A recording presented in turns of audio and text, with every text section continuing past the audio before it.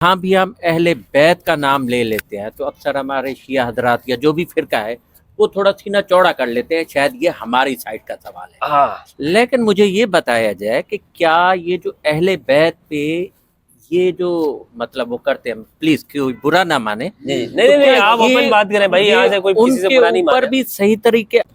بسم اللہ والصلاة والسلام علی رسول اللہ وآلہ ومن والاه۔ السلام علیکم ورحمۃ اللہ وبرکاتہ۔ سب سے پہلے تو میں آپ سب کو خوش آمدید کہتا ہوں اور بہت بہت شکریہ ادا کرتا ہوں آپ سب دوست احباب کا کہ آپ تشریف لائے اور آپ نے اپنا وقت نکالا۔ یہ ہم سب کی ذمہ داری ہے کہ ہم اس پرفتن زمانے میں تھوڑا سا وقت قرآن مجید کو دیں۔ تھوڑا سا وقت نہیں بلکہ ہمیں اپنا ایک بڑا حصہ دینا چاہیے دن میں، لیکن چونکہ ہر ایک شخص کے پاس ایک عذر ہے، اور قرآن مجید میں ہے لا یکلف اللہ نفسا الا وسعہا۔ اللہ سبحانہ وتعالیٰ نے فرمایا کہ کسی نفس کو اس کی وسعت سے زیادہ اس کو تکلیف میں اللہ نہیں ڈالتا۔ تو یہ ہم سب کی ذمہ داری ہے کہ ہم اپنے وقت میں سے نکال کر کچھ قرآن کو سمجھنے کی کوشش کریں، اور خاص طور پر رسول اللہ صلی اللہ علیہ وآلہ وسلم کی اس وصیت کو جانیں جو آپ نے اس امت کے لیے چھوڑی ہے۔ ہم سمجھتے ہیں کہ اس زمانے میں اگر امت کے مسائل کا کوئی حل موجود ہے تو وہ رسول اللہ کے وصیت میں ہے۔ ہم نے اپنی زندگی کا بڑا حصہ وہ مدارس میں لگایا ہوتا ہے، وہ کسی مسلک سے وابستگی میں لگایا ہوتا ہے، کسی فرقے سے وابستگی میں، کسی دعوت اور ارشاد اور تبلیغ کی یا تصوف کی یا کسی پیرخانے کے ساتھ وابستہ ہم رہے ہوتے ہیں۔ یعنی ماشاء اللہ سے ہماری زندگی کا بڑا حصہ مذہبی ماحول میں گزرتا ہے، اور چونکہ ہم ایک مذہبی معاشرے کے فرد ہیں، لیکن پھر کیوں ہم دیکھتے ہیں کہ مسلمانوں میں وہ یونٹی نظر نہیں آتی، مسلمانوں میں وہ قوت اور طاقت نظر نہیں آتی، مسلمانوں کی اجتماعیت کو ہم دیکھتے ہیں تو ایک دوسرے سے ہم گلہ کر رہے ہوتے ہیں، شکوے کر رہے ہوتے ہیں، ہر بندہ دوسرے کی ہم شکایت کر رہے ہوتے ہیں، ایک فرقہ دوسرے فرقے کی شکایت کر رہا ہے، ایک مسجد کے امام دوسرے مسجد کے امام کے بارے میں شکایت کر رہے ہیں، دوسرے کے بارے میں بتا رہے ہیں کہ جناب وہ فرقہ اس طرح ہے، وہ جماعت اس طرح ہے، فلاں اس طرح ہے، فلاں ملک صحیح ہو جائے تو یوں ہو جائے گا وغیرہ ہو جائے گا۔ آخر کیا وجہ ہے کہ 1400 سال سے اس امت کے اندر یہ تفریقے اور گروہ بندیاں موجود ہیں، اور ہمیں کوئی راہ سمجھ میں نہیں آتی کہ بھائی آخر ہم جائیں کس طرف سے جائیں، کدھر جائیں ہم؟ اور اس میں ہمیں لوگ حل بھی دیتے ہیں، ایسا نہیں ہے کہ آج تک ہمیں کسی نے حل نہیں پیش کیا۔ ہمارے یہاں ماشاءاللہ مختلف مذہبی جماعتیں موجود ہیں، ان کے اپنے اپنے مینیفیسٹو ہیں، سیاسی جماعتیں ان کی اپنی اپنی منشورات ہیں۔ لازمی بات ہے ہر بندہ یہ کوشش کرتا ہے کہ میں اپنی اچھائی کا میں اپنا حصہ ڈال سکوں تاکہ یہ امت کے حالات بہتر ہو سکے۔ کوئی شخص کہتا ہے کہ اگر پاکستان میں خلافت کا نظام آ جائے تو یہ ملک صحیح ہو جائے گا، مسلمانوں کی طاقت مضبوط ہو جائے گی اور دنیا بھر میں مسلمان ترقی کے ساتھ ہو جائے گی۔ کوئی شخص کہتا ہے جناب جمہوریت غلط ہے، لہٰذا اس ملک کے اندر ہم نے وہ خلافت اور بادشاہت کا نظام لانا ہے جو پہلے زمانے میں تھا، بنو امیہ کے زمانے میں یا بنو عباس کے دور میں تھا۔ کوئی کہتا ہے کہ مسلح طور پر ہم نے یہاں جدوجہد کر کے اس سسٹم کا خاتمہ کرنا ہے، وغیرہ وغیرہ، اور مختلف طور پہ حل دیتے ہیں۔ ایک فرقہ کہتا ہے کہ جناب آپ ہمارے بتائے ہوئے حل پر آئیں گے تو آپ جنت میں فوراً چلے جائیں گے۔ ایک شخص کہتا ہے کہ میں آپ کو یہ حل بتا رہا ہوں کہ صحابہ کرام کی زندگی کو تم اپنا لو، تم سیدھے ہو جاؤ گے، اور تمہارے ہر مسئلے کا حل یہ ہے کہ تم صحابہ کے پیچھے چلے جاؤ اور تمہاری ساری کامیابی اور کامرانیاں تمہیں مل جائیں گی۔ کوئی کہتا ہے قرآن ہے اور سنت ہے، کوئی شخص کہتا ہے نہیں یار صرف قرآن ہے، کیونکہ سنت میں جو روایات ہیں وہ ظنی ہے، اس کا کوئی اعتبار نہیں ہے۔ تو طرح طرح کی باتیں ملتی ہیں، لیکن یہاں پر آپ کو رسول اللہ کی وہ وصیت کوئی نہیں سناتا ہوگا کہ یہ وصیت اہل سنت اور شیعہ جو مسلمانوں کے دو بڑے گروہ ہیں ان دونوں میں متفقہ ہے، یعنی کوئی ایسی بات نہیں ہے جو اختلافی ہو۔ میں وہ بات نہیں کروں گا کہ جس میں شیعہ سنی دونوں آپس میں مختلف ہوں، اختلافی ہوں، جس پہ صرف سنی متفق ہوں اور شیعہ کا اختلاف ہو، یا شیعہ متفق ہوں اور سنیوں کا اختلاف ہو۔ بلکہ وہ بات میں آپ کے سامنے رکھنا چاہتا ہوں کہ جس پر سنی بھی اور شیعہ دونوں متفق ہیں، اور دونوں کی کتابوں میں تواتر کے ساتھ ایک بات آئی ہے۔ تواتر کا مطلب یہ ہے کہ جس طرح قرآن کی آیت ہم تک پہنچی ہے نا، کیونکہ زمانہ نزول قرآن میں تو میں اور آپ نہیں تھے، آج کے اس 1400 سال بعد جو قرآن ہم تک پہنچا ہے تو کیسے آیا ہے؟ یعنی وہ ہر زمانے میں اتنے زیادہ لوگوں نے نقل کیا ہے کہ آج ہم اس زمانے میں جو اتنے زیادہ لوگ تھے یہ نہیں کہہ سکتے کہ وہ سارے جھوٹ پر جمع ہو گئے۔ وہ سارے کیا ہو گئے؟ جھوٹ پر جمع ہو گئے۔ وعلیکم السلام۔ تو اس کو کہتے ہیں تواتر۔ جیسے آج مثلا آپ میں سے اگر کسی نے نیو یارک دیکھا ہو، میں نے تو نہیں دیکھا، لیکن اتنا زیادہ ہم نے چونکہ سنا ہوا ہے کہ اگر میں اٹھ کے کہوں یار میں نے دیکھا نہیں ہے تو وہ جھوٹ ہے، دنیا میں ہے ہی نہیں نیو یارک، تو لوگ مجھے کیا کہیں گے؟ پاگل کہیں گے۔ لوگ کہیں گے بھائی تم نے نہیں دیکھا، لیکن وہ لاکھوں لوگوں نے تو مشاہدہ کیا ہے، تو ان کی بات تو جھوٹ نہیں ہو سکتی۔ تو اسی طرح یہ قرآن جو ہم تک منتقل ہوا ہے اس زمانے تک، وہ ہر دور میں اتنے زیادہ لوگوں نے نقل کیا کہ ان کا ایک زمانے کے اوپر اتنے زیادہ لوگوں کو جھوٹ پر جمع ہونا عقلاً بھی محال ہے اور ان کو کہا نہیں جا سکتا۔ یہ بات میری یہاں تک آپ تک پہنچ گئی ہے۔ تو جب قرآن مجید وہ اتنے زیادہ لوگوں کے ذریعے ہم تک منتقل ہوا ہے اور اس کو کہتے ہیں تواتر، اسی طرح ایک حدیث ہے کہ جو شیعہ اور سنی دونوں میں اتنی زیادہ تعداد میں صحابہ نے اس کو روایت کیا ہے، جس طرح کہ یہ قرآن کی آیت ہو، اور کیسے نہ روایت کرتے ہو کہ رسول اللہ صلی اللہ علیہ وآلہ وسلم نے 1,24,000 صحابہ کے مجمع میں یعنی حجۃ الوداع کے موقع پر اس حدیث کو سنایا، حجۃ الوداع میں۔ اور وہ حدیث یہ ہے کہ رسول اللہ نے فرمایا صلی اللہ علیہ وآلہ وسلم، اے میرے صحابہ، میں تم میں 2 گراں قدر چیزیں چھوڑ کے جا رہا ہوں۔ یہ جو روایت میں آپ کو بتا رہا ہوں سنن ترمذی کی 3086 نمبر پہ۔ میرے صحابہ، میں تم میں 2 گراں قدر چیزیں چھوڑ کے جا رہا ہوں، تم کبھی بھی گمراہ نہیں ہوگے، تم آپس میں کبھی نہیں لڑو گے۔ یعنی گمراہ نہیں ہوگے کا مطلب کیا ہے؟ مطلب یہ ہے کہ دنیا کی جو تمہاری زندگی ہے اس میں تمہیں جو بھی مشکلات ہوں گی کبھی تم سیدھے راستے سے بھٹکو گے نہیں، تمہیں حل معلوم ہو جائے گا کہ اس امت کا حل کیا ہے، میرے بعد تم اختلاف میں نہیں پڑو گے۔ نمبر 1 میری کتاب، اللہ کی کتاب، کتاب اللہ، اللہ کی کتاب، اور نمبر 2 میری اولاد، عطرتی میری اولاد۔ یہ صحیح مسلم میں روایت ہے 6225 پہ، سنن نسائی الخصائص کے اندر روایت ہے، ابن ماجہ، نسائی، ترمذی، مستدرک، مسند احمد، السنہ لابن عاصم، تمام جتنے بھی اہل سنت کے، یعنی میں کتابوں کے نام نہیں گنوا سکتا آپ کو، اور نہ ان صحابہ کرام کے نام آپ کو گنوا سکتا ہوں کہ جنہوں نے اتنے کثرت کے ساتھ اس کو روایت کیا۔ تو یہ متواتر روایت ہے۔ اس روایت کو اگر آپ کبھی غور کریں گے، سمجھیں گے، تو آپ کو معلوم ہوگا کہ رسول اللہ صلی اللہ علیہ وآلہ وسلم نے اس امت کے تمام مسائل کا حل دیا ہے، اس امت کے ہر مسئلے کا حل فراہم کر دیا کہ یہ امت میری بیار و مددگار نہیں رہے گی، اسے دائیں بائیں دیکھنے کی ضرورت نہیں ہوگی، یہ کبھی سیدھے راستے سے بھٹکے گی نہیں، بلکہ صحابہ کے لیے ضمانت ہے کہ میرے صحابہ تم نہیں بھٹکو گے راستے سے، تمہیں سیدھا راستہ ہمیشہ نظر آئے گا۔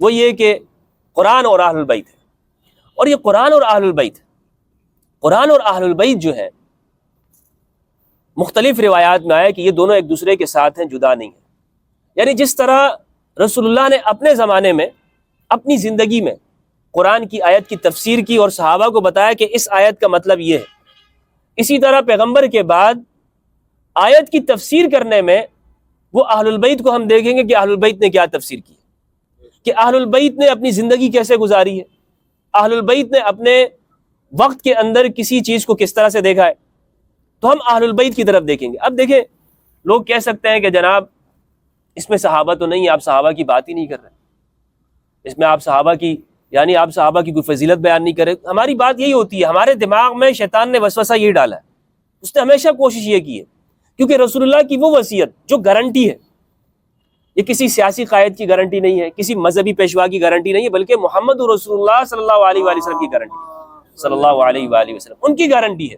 کہ تم کبھی بھی اپنے راستے سے نہیں بھٹکو۔ تو ہمارے ذہن میں فوراً آ جاتا ہے بھائی کہ پھر صحابہ کرام کی زندگی کیوں نہیں؟ بھائی صحابہ کرام کی زندگی، ان کے مقامات، ان کے فضائل، ان سے بحث ہی نہیں ہے، وہ اپنی ایک جگہ پر مسلم ہے۔ لیکن اگر میں آپ سے یہ بات کروں کہ جناب اس وصیت میں پیغمبر نے فلاں فلاں کو بھی شامل کیا، تو یہ ناانصافی ہوگی یا نہیں ہوگی؟ جب رسول اللہ کے، یعنی یہ رسول اللہ کے الفاظ میں اپنے الفاظ شامل کرنا ہوگا یا نہیں ہوگا؟ رسول اللہ کے الفاظ تو قرآن اور اہل البیت ہیں، رسول اللہ کے الفاظ قرآن اور علی ہیں، قرآن اور اہل بیت رسول ہیں، اس میں اگر میں کسی اور کو شامل کرتا ہوں تو پھر یہ رسول اللہ کی وصیت کے ساتھ انصاف نہیں ہوگا، بلکہ یہ ناانصافی ہوگی اور یہ دغا اور خیانت شمار کی جائے گی۔ اسی لیے آج ہم دیکھتے ہیں کہ ہمارے معاشرے میں جتنے بھی فرقے ہیں، یہ سارے فرقے جو بنے ہوئے ہیں، سب کو سنی اور شیعہ جتنے بھی آپ کے سامنے، یعنی اب آپ کسی کا بھی اگر جائزہ لیں تو قرآن اور اہل بیت کی کسوٹی پر لے سکتے ہیں۔ آپ یہ دیکھ سکتے ہیں کہ بھائی پیغمبر نے، یعنی یہ سنی اور شیعہ دونوں کی روایت ہے، اسی لیے یہ آپ کے لیے کسوٹی ہوگی، یہ آپ کے لیے میزان ہوگا، ترازو ہوگا، معیار ہوگا۔ اگر یہ صرف سنیوں کی روایت ہوتی تو آپ کے لیے کوئی حجت کی ضرورت نہیں تھی، آپ شیعہ ہیں، اور اگر یہ صرف شیعہ کی روایت ہوتی تو سنیوں کے لیے کوئی ضرورت نہیں تھی، کیونکہ آپ سنی ہیں۔ آپ کہیں گے کہ جناب مجھ پر شیعوں کی روایت حجت نہیں ہے، شیعہ کہہ سکتے ہیں مجھ پر سنیوں کی روایت حجت نہیں ہے۔ تو یہ جب دونوں کتابوں کے اندر ہے، دونوں کے پاس ہے، تو ہمیں پھر کیا کرنا چاہیے؟ کیا ہمیں اس حدیث کے ساتھ وہ اس کو اہمیت نہیں دینی چاہیے جس طرح ہم دوسری روایتوں کو دیتے ہیں؟ ہمیں دینی چاہیے نا اہمیت۔ لیکن کیا وجہ ہے کہ آپ ہمارے فرقوں کو دیکھ لیں، ہماری جماعتوں کو دیکھ لیں، اس میں بطور امت کے مسئلے کے یہ حدیث آپ کو نظر نہیں آتی۔ ہمارے یہاں تبلیغی جماعت بہت اچھا کام کرتی ہے، تبلیغی جماعت یعنی ہمارے نوجوانوں کے اوپر، لیکن آپ تبلیغی جماعت کے دیکھ لیں کہ اس کی دعوت کے اندر حدیث ثقلین نہیں ہے، حدیث ثقلین موجود نہیں ہے۔ اسی طرح دوسرے جو یہاں پر تصوف کے سلسلے ہیں، جو خانقاہی نظام یہاں پر موجود ہے، کیا اس میں ایک مرید کی تربیت حدیث الثقلین کے اوپر کی جاتی ہے؟ حدیث الثقلین بنیادی طور پر ہے کیا چیز؟ وہ یہ ہے میرے بھائیوں کہ میں تمہارے درمیان میں جو چیز چھوڑ کے جا رہا ہوں وہ قرآن ہے اور میرے اہل بیت ہے۔ یعنی تم نے اپنی زندگی کے اندر جب کوئی مسئلہ آ جائے گا یا کسی کی پہچان کرنی ہوگی یا کوئی راستہ تلاش کرنا ہوگا تو تم نے قرآن میں دیکھنا ہے یا میرے اہل بیت کو دیکھنا ہے۔ مثلا ایک مثال میں آپ کو دیتا ہوں، چھوٹی سی مثال ہے، امام علی علیہ السلام۔ امام علی صفین میں موجود ہیں، صفین کے اندر، اور یہ صحابہ کے، یعنی اہل سنت کی تعریف کو دیکھیں تو صحابہ کرام دوسری طرف سے جن کو کہا جاتا ہے وہاں بھی صحابہ ہیں اور اس طرف بھی صحابہ کرام ہیں۔ تو اب صحابہ کا آپس میں اختلاف ہو گیا، اب امت کو کیسے معلوم ہوگا کہ بھائی اس میں کون سا حق پر ہے تو میں کدھر جاؤں؟ اس زمانے میں بھی سوال ہوا نا، ان کو نہیں سمجھ میں آ رہی تھی بات اس زمانے میں انہیں کہ ہم کس طرف سے جائیں، کہاں جائیں۔ تو جب یہ حدیث ثقلین سامنے ہوگی تو ہم کہیں گے کہ امام علی حق پر ہے۔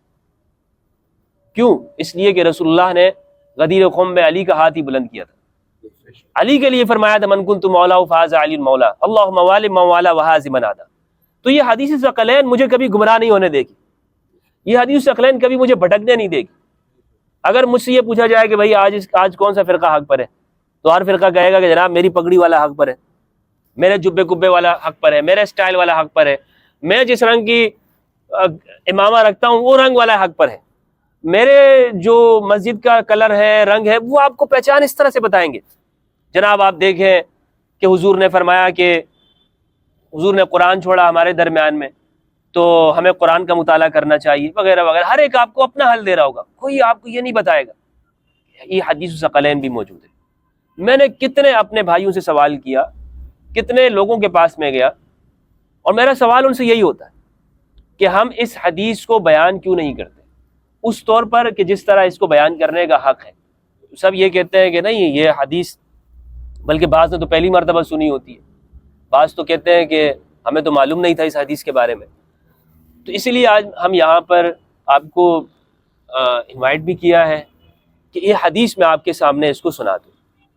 کوئی اور مقصد نہیں ہے آپ لوگوں کو بلانے کا کہ جناب کوئی آپ کو بلا کر کوئی مذہبی یا کوئی سیاسی اس طرح، نہیں، میرا صرف مقصد یہ ہے کہ آپ یہاں پر تشریف لے آئیں، اور یہ حدیث جب آپ کو معلوم ہو جائے تو اب میری بھی ذمہ داری ہے، آپ کی بھی ذمہ داری ہے۔ اب آپ نے سن لیے بھائی، اب بروز قیامت آپ اللہ کے سامنے یہ نہیں کہہ سکتے یا اللہ مجھے تو اس حدیث کا معلوم ہی نہیں تھا، میں نے اپنی ذمہ داری آپ کی تک پہنچا دی، اب آپ نے اگر 20 افراد ہیں تو آگے 20 کو پہنچانا ہے، ان 20 نے آگے لوگوں تک پہنچانا ہے، تاکہ یہ امت اس فرقہ واریت کے جن سے نکل سکے، جس فرقوں کے نام پر آج مسلمان ایک دوسرے کے ساتھ لڑتے ہیں، تکفیر کی جاتی ہے، دوسروں کو کافر قرار دیا جاتا ہے، مسلمان آپس میں ایک دوسرے کے دشمن بنے ہوئے ہیں، مساجد سے وہ تعمیری کام ہونے کے یہ ایک دوسرے کے اوپر نفرت کی الغار ہو جاتی ہے، اور ہم نے اپنے ملک میں دیکھ لیا۔ تو اب ان ساری چیزوں سے نکلنے کا حل کیا ہے؟ ان ساری چیزوں سے نکلنے کا حل یہ ہے کہ قرآن کو تھام لیں اور اہل البیت کے پیچھے چلیں۔ کس کے پیچھے چلیں؟ اہل البیت کے پیچھے چلیں۔ اہل البیت کون ہے؟ رسول اللہ صلی اللہ علیہ وآلہ وسلم کے وہ افراد جن پر آپ صلی اللہ علیہ وآلہ وسلم نے چادر اوڑھائی، اصحاب کسا۔ حضرت عائشہ رضی اللہ تعالیٰ عنہ ام المومنین ام سلمہ فرماتی، صحیح مسلم کی روایت ہے اور سنن ترمذی کی روایت ہے، حضرت عائشہ رضی اللہ عنہ فرماتی ہے کہ یہ جب یہ آیت نازل ہوئی، انما یرید اللہ لیذھب عنکم الرجس اہل البیت ویطہرکم تطہیرا، سورت نمبر 33 سورۃ الاحزاب کی آیت نمبر 33، تو رسول اللہ نے امام علی کو بلایا، امام علی کو بلایا، سیدنا حسن، سیدنا حسین اور سیدہ زہرا علیہ السلام ان کو بلایا اور ان پر اپنی ایک چادر اڑا دی اور فرمایا اللہم ہؤلاء اہلی، اے میرے اللہ یہ میرے اہل ہیں، یہ میرے اہل البیت ہیں، ان کو پاک و پاکیزہ کر دیں۔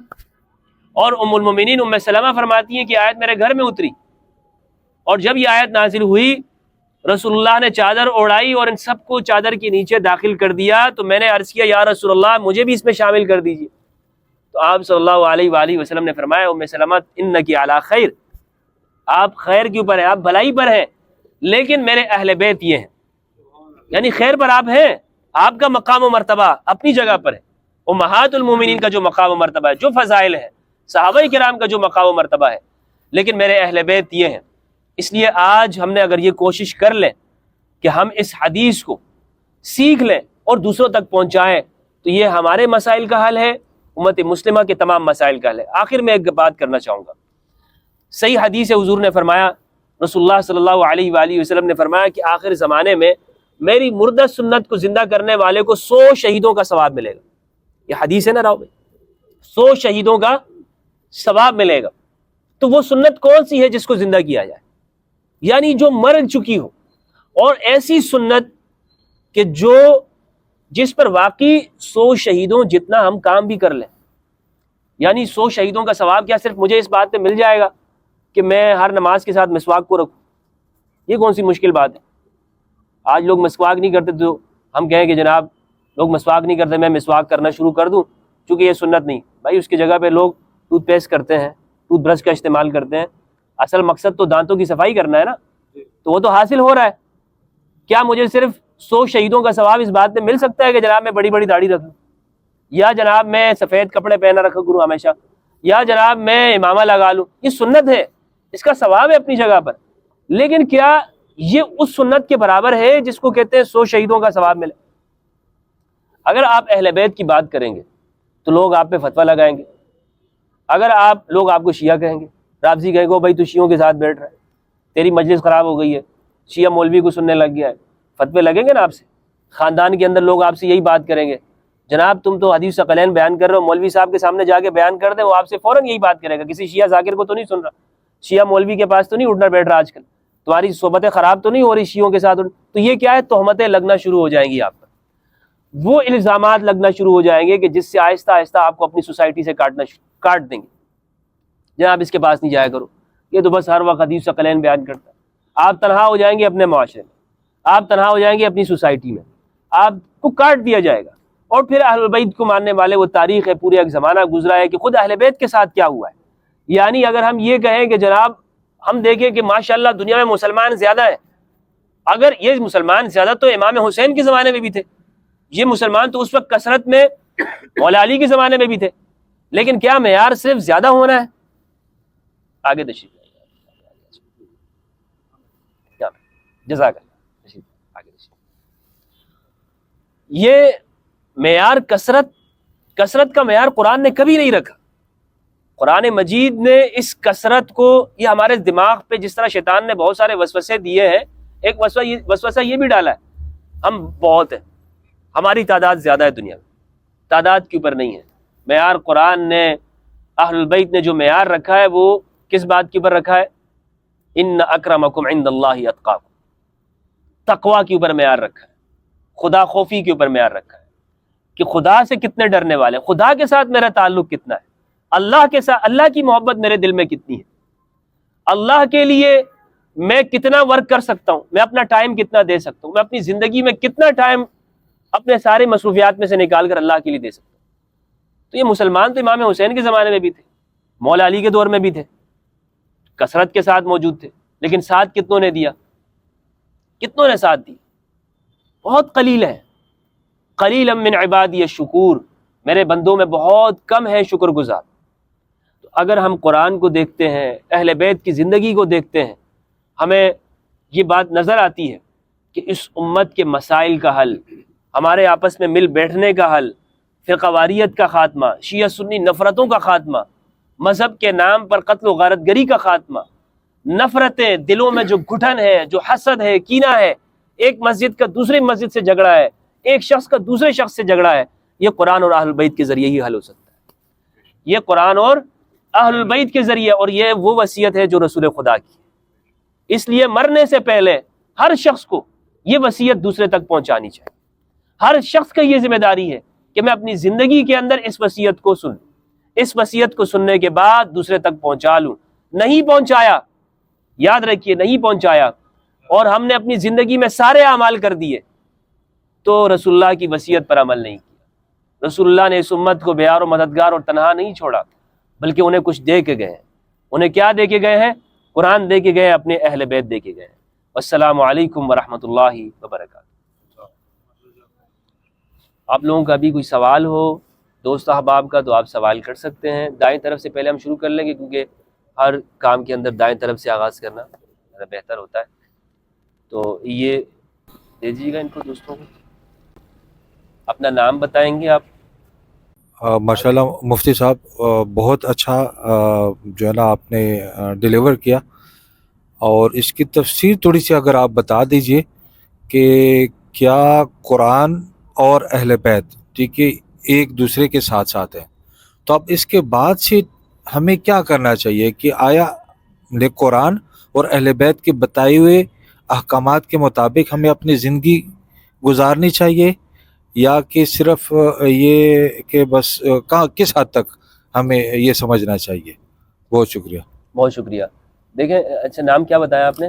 عرفان بنگش۔ عرفان بنگش بھائی، دیکھیں بہت اچھا سوال ہے۔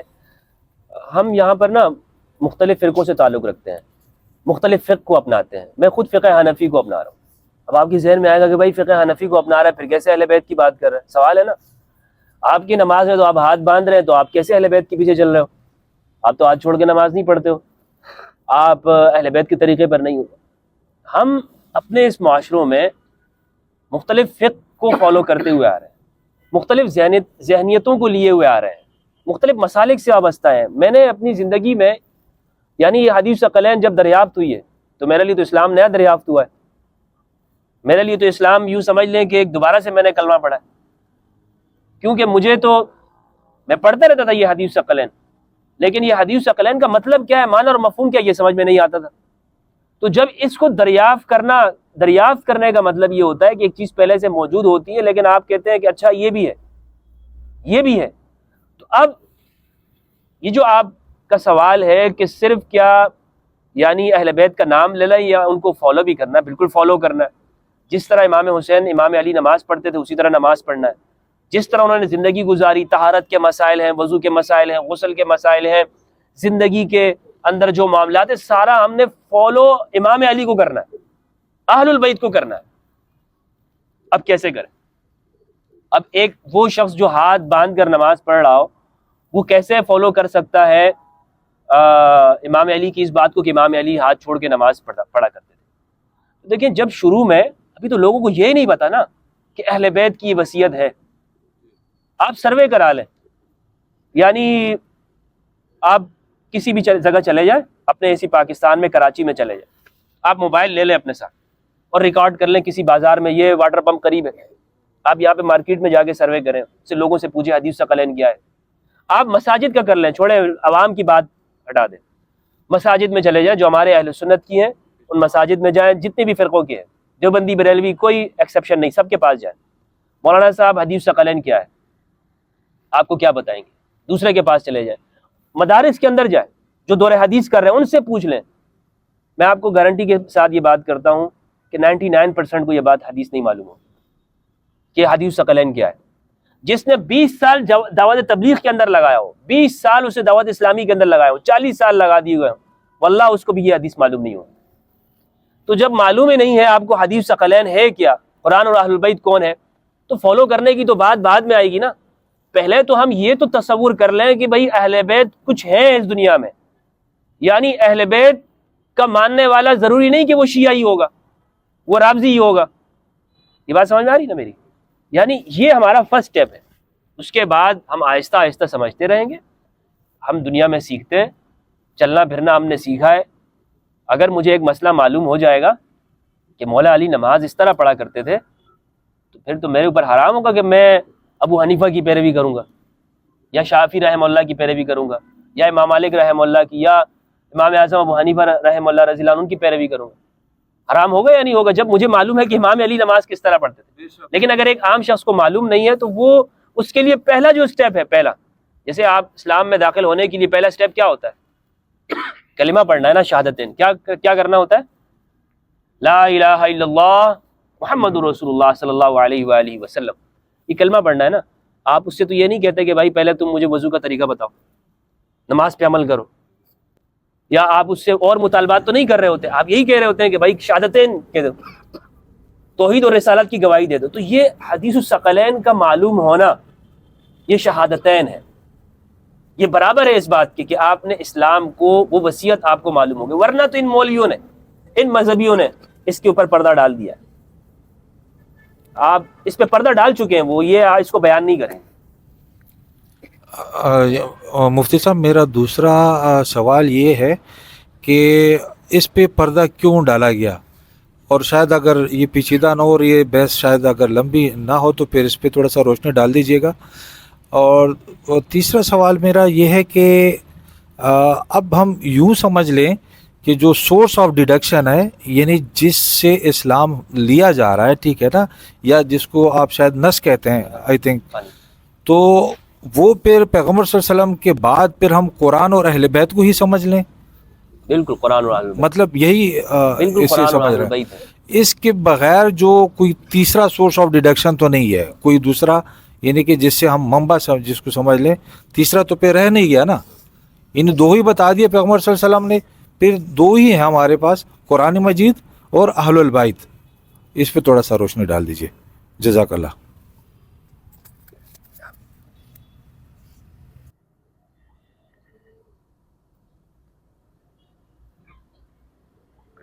دیکھیں یہ دوسرا سوال جو آپ نے کیا نا، کیوں چھپایا گیا، وجہ تو صاف ظاہر ہے کہ بعد میں اختلافات پڑ گئے، صحابہ میں اختلاف ہو گیا.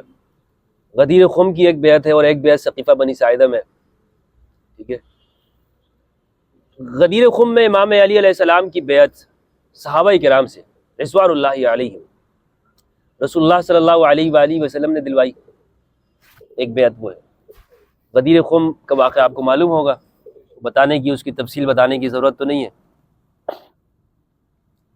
غدیر خم میں صحابہ کے مجمع میں آپ صلی اللہ علیہ وآلہ وسلم نے صحابہ سے بیعت لی، من کنت مولا فاز علی مولا. اور ایک ہے ثقیفہ بنی ساعدہ میں، جو رسول اللہ کے وصال کے بعد صحابہ کرام نے آپس میں معاملات طے کیے. تو کون سی بیعت اولا ہے؟ بیعت وہی اولا ہے جو پیغمبر نے اپنی زندگی میں دلوا دی، صحابہ کرام سے دلوا دی، اور ہر صحابہ نے اقرار کیا، ہر صحابی نے اقرار کیا کہ آپ ہمارے مولا ہیں. اب اس مولا کے چاہے آپ کوئی بھی معنی کریں، کوئی بھی آپ اس کا معنی نکالیں، لیکن مولا بہرحال مولا تو فرمایا ہے نا. آپ چاہے دوست کہہ لیں، آقا کہہ لیں، بھائی کہہ لیں، لیکن مولا فرمایا رسول اللہ نے علی کے لیے کہا ہے. ایک بیعت تو اس زمانے میں ہوئی ہے. دوسرا یہ ہے کہ پھر بعد میں اختلافات ہو گئے، اور یہ آپ نے اپنی زندگی میں دیکھا ہوگا، انسانی فطرت مزاج ایسا ہے کہ جب ہمارا کسی سے اختلاف ہوتا ہے نا یار، کسی سے بھی، تو اگر چھوٹے سے مسئلے میں اختلاف ہو، پھر ہم جب کسی کے سامنے رائے دے رہے ہوتے ہیں، ہم اس کے بارے میں 100% کہتے ہیں نہیں یار اس کی تو بات ہی نہیں کرو، ہم بالکل اس سے کنارہ کش ہو جاتے ہیں۔ صحیح بخاری کی روایت ہے 4240 اور 4241، جب امام علی علیہ السلام سیدہ کی، یعنی آخری جو سیدہ کے جو ایام ہے رسول اللہ کی وفات کے بعد، وہ جو 6 ماہ ہیں، اس میں امام علی گھر میں رہتے تھے، اور اہل سنت کہتے ہیں کہ وہ سیدہ کی تیمارداری فرمایا کرتے تھے، کیونکہ سیدہ بہت بیمار ہو گئی تھی اور اپنے والد کے غم میں وہ اشعار کہتی تھیں، اور ان کی حالت اس طرح سے تھی، اور اسی غم میں وہ دنیا سے چلے گئے، یہ اہل سنت کہتے ہیں۔ امام علی علیہ السلام نے، بخاری کی روایت ہے 4240، اس روایت میں یہ ہے کہ امام علی نے 6 ماہ تک حضرت ابوبکر رضی اللہ عنہ کی بیعت نہیں کی۔ یہ زہری سے، عروہ سے، اور انہوں نے سیدہ عائشہ سے روایت کی، حضرت عائشہ اس کے راوی ہے، 6 ماہ تک بیعت نہیں کی ہے۔ تو پھر 6 ماہ کے بعد حضرت ابوبکر تشریف لائے، انہوں نے پوچھا کہ آپ کیوں بیعت نہیں کر رہے اور کیا وجہ ہے؟ تو امام علی نے وجہ بیان کی کہ یہ وجہ ہے کہ ہم اس خلافت کو اپنا حق سمجھتے ہیں اور آپ نے ہم سے اس کو چھینا ہے، وَلَكِنَّكَ اسْتَبْدَدْتَ عَلَيْنَا بِالْأَمْرِ، لیکن آپ نے ہم سے زیادتی کی۔ یہ جو ورڈ ہے نا زیادتی کے، اس صحیح بخاری کے جو ترجمے اہل سنت نے کیے ہیں، داؤد راز سلفی اہل حدیث عالم ہے، اہل حدیث، کسی شیعہ کا ترجمہ نہیں بتا رہا ہوں، ان کا ترجمہ، اور اسلام 360 اگر آپ کے پاس موبائل میں ایپ ہو، اسلام 360 پہ جائیں اور 4240 جو روایت ہے 4240، اس میں آپ جا کے دیکھیں گے، آپ کو یہی معلوم ہوگا کہ یہی ترجمہ ہے وہاں پر زیادتی کے۔ اس لیے کوئی یہ نہ کہے کہ جناب ہمدرد آپ نے، مفتی صاحب آپ نے یہ زیادتی کا ترجمہ کیسے کر دیا ہے نا بھائی، کوئی بھی بات کر سکتا ہے، کوئی ویڈیو دیکھ رہا ہو کمنٹ کر دے مفتی صاحب آپ نے حضرت ابوبکر کے بارے میں یہ الفاظ کہہ دیے، بھائی میں نے نہیں کہے، آپ کے ترجمہ کرنے والے نے ترجمہ کیا ہے کہ مولا علی نے حضرت ابوبکر رضی اللہ عنہ سے کہا کہ یہ حق یعنی خلافت کس کا تھا؟ ہمارا ہے، کیونکہ ہم رسول اللہ کے زیادہ قریبی ہیں، ہم قریبی ہیں رسول اللہ کے، تو یہ ہمارا حق ہے، لیکن آپ نے ہم سے استبداد کیا ہے، آپ نے ہم سے چھینا۔ اس کے بعد جب یہ سب کچھ امام علی نے بیان کیا، پھر اگلا دن طے ہوا کہ مسجد میں آئیں گے۔ حضرت ابوبکر بہت رو گئے، انہوں نے کہا کہ نہیں، میں آپ کو ہر چیز سے پہلے اہل بیت کو سمجھتا ہوں، لیکن وہ معاملہ ایسے تھا کہ وہاں پر حضرت ابوبکر نے اپنا پورا واقعہ بیان کیا کہ اگر اس وقت ہم نہ کرتے اس طرح سے، تو پھر وہ انصار وہاں سے کھڑے ہو گئے تھے یہاں سے، اور آپس میں ایک پورا ماحول ایسے بن گیا تھا، تو لہٰذا لازمی بات ہو گئی، ہم نے پہل کر لی۔ بہرحال حضرت ابوبکر نے یہ عذر ظاہر کیا۔ اب کہنے کا مقصد یہ کہ یہ اختلافات ہوئے، اور یہ حقیقت ہے، اس سے آپ جان نہیں چھڑا سکتے کہ کہیں گے نہیں یار کوئی اختلاف موجود ہی نہیں تھا۔ تو اختلافات کی وجہ سے اس امت میں ہوتا یہ ہے کہ ایک طبقہ ایسے پیدا ہو جاتا ہے، وہ کہتا ہے نہیں یار یہ سارا کا سارا معاملہ ہی فراڈ ہے، وہ جو طبقہ تھا نا وہ سارے کے سارے تھے ہی غلط، وہ ان سب کی پوری زندگی پہ پانی پھیر دیتے ہیں۔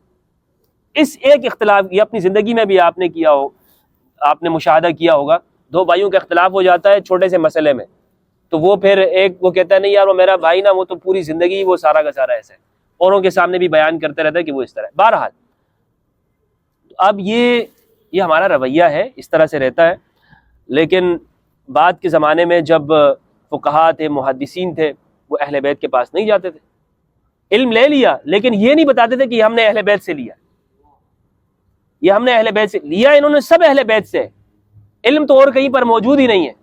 یعنی مجھے آپ بتائیں کہ مدینہ منورہ میں ایک جگہ پر علی بن الحسین سید سجاد امام زین العابدین علیہ السلام وہ تشریف فرما ہوں جو اہل البیت میں سے ہیں، امام حسین کے فرد ہیں، امام حسین کی نسل اور ذریت میں سے ہیں، بیٹے ہیں، لخت جگر ہیں، کربلا کے عینی شاہد ہے، گواہ ہے، وہ تشریف فرما ہوں۔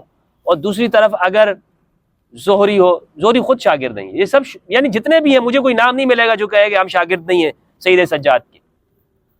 امام محمد الباقر علیہ السلام وہ اگر تشریف فرما ہو مسجد نبوی کے اندر، اور دوسری جانب کوئی اور بیٹھا ہو، تو لوگ علم کس سے لیں گے؟